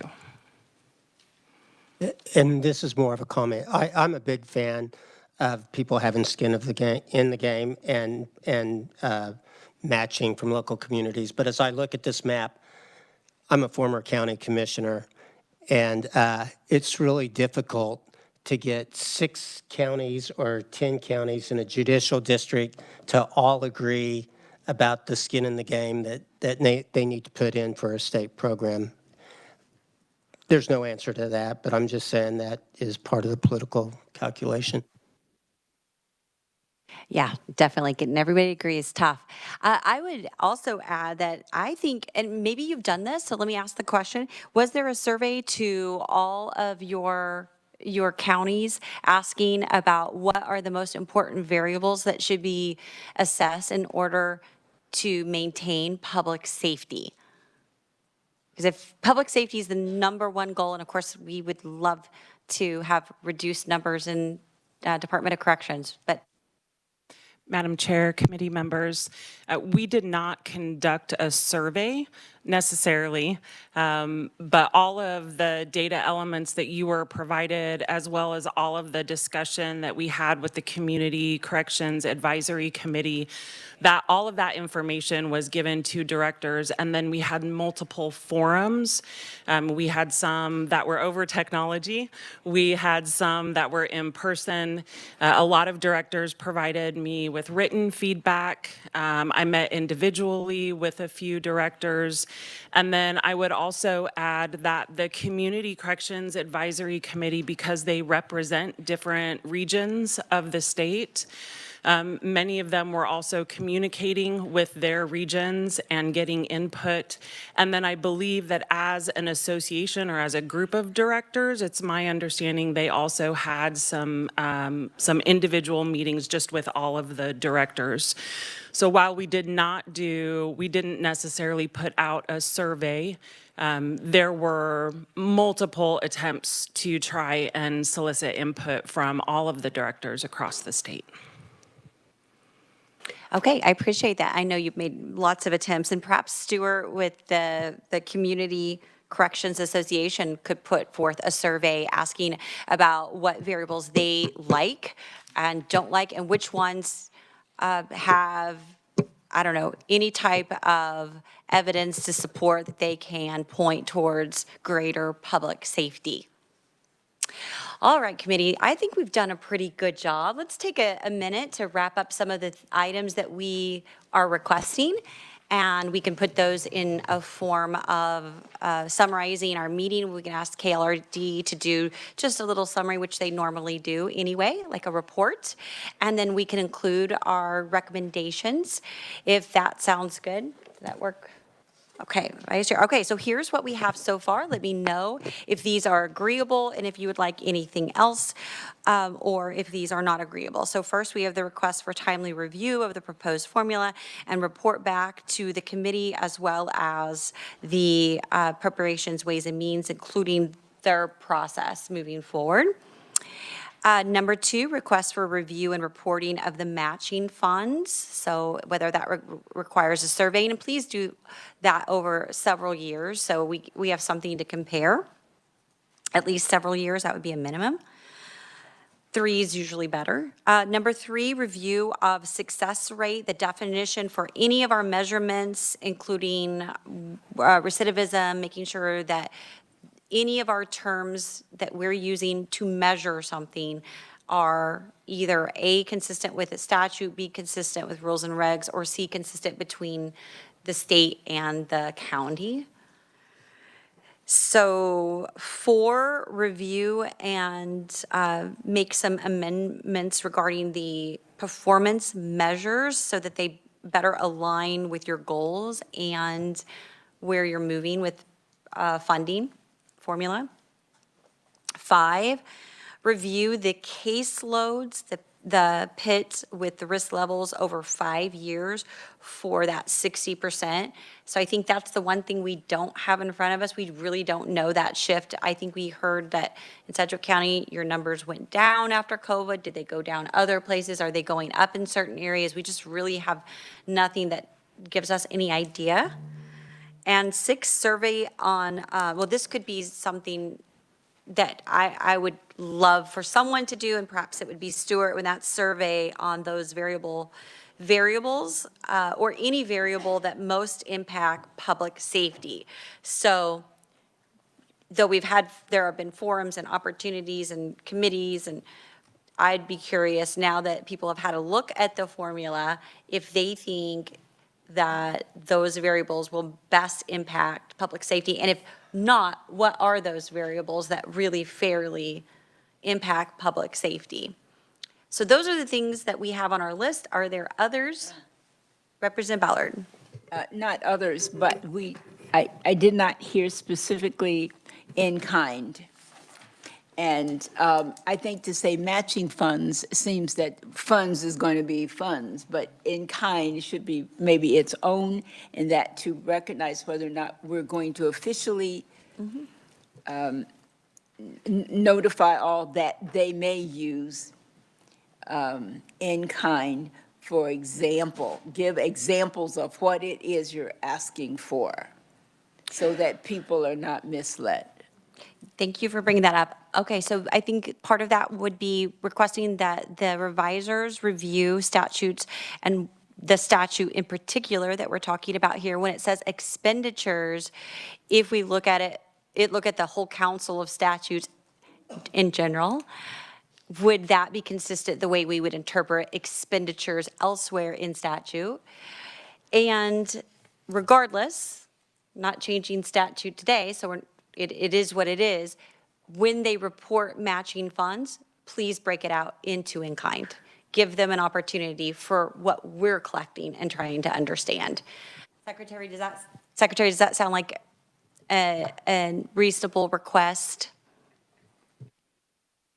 Yes, Madam Chair. One thing I would ask is if your staff can capture that and send that to us, just so we be sure what you're asking for. We heard it, we're taking notes, but sometimes things get a little transposed. Absolutely, and I'm taking notes too, and I can just leave this piece of paper as well if they don't. And yes, and we'll ask them to send that to you. That'd be great. That'd be perfect. Thank you. Okay, so it's a review of the statutes related to in-kind and collecting both. So we could get both. We can get that. The what they think is in kind, and if they would like to provide an example of that, they can. But I think right now we're just trying to understand who's even, and if you are accepting in kind, I think Representative Ballard also wanted to know, are there any definitions or any guidelines for in kind? Representative Ballard. I would agree with that, because number one, if we say community mental center, health centers, all right, that could be used as that because you're already using them, but probably the others are using it as well. Maybe they haven't thought about it, but now they would begin to think about what it is. Other things, I'm sure you work hand in hand with sheriff departments, and they're assisting. Unless they're sending you, we helped you 10 hours last week and you're having to pay them, that's a different matter. But if they did it on a volunteer basis because it was contributing to the safety of the community, that's what you would account on. Then everyone's recognized for the good work they're doing for their community, and it's not just dollars. Representative Hoy. Thank you, Madam Chair. And it would be helpful, I didn't have this document when I was surmising about in-kind, and it does have zeros on here. So my assumption is now that the document that we have is actual dollar for dollar matches. So if we could get clarification on that, and then I would definitely support getting both of those reported out. But just want to say for the record that I do think it's okay when you look at these budgets and how small some of these community corrections departments are. I think it is appropriate to consider in-kind, adding a bunch of reporting and additional performance measures on some of these folks. I just think might dismantle some of their daily abilities to serve their communities. So first I'll clarify, the performance measures are for us. They, all of our agencies provide performance measures. Those are the ones that I'm talking about. So they're prepared by the Department of Corrections. So they're the ones that are looking at the data and they're saying, look, are we doing, is this program working? That's what we need to know whenever we fund. So that's what I'm speaking to. In terms of this, they're not validated, they're not audited, so we don't know. So there's no way to know on that. So basically, what we're asking for is them to go back and have every county go ahead and tell us what did they spend, what was budgeted, what did they spend. Those are two different questions, I guess. And then of that amount, what's matching? And then they'll have to self-report because we are not auditing it at this point. Representative Humphreys. Thank you, Madam Chair.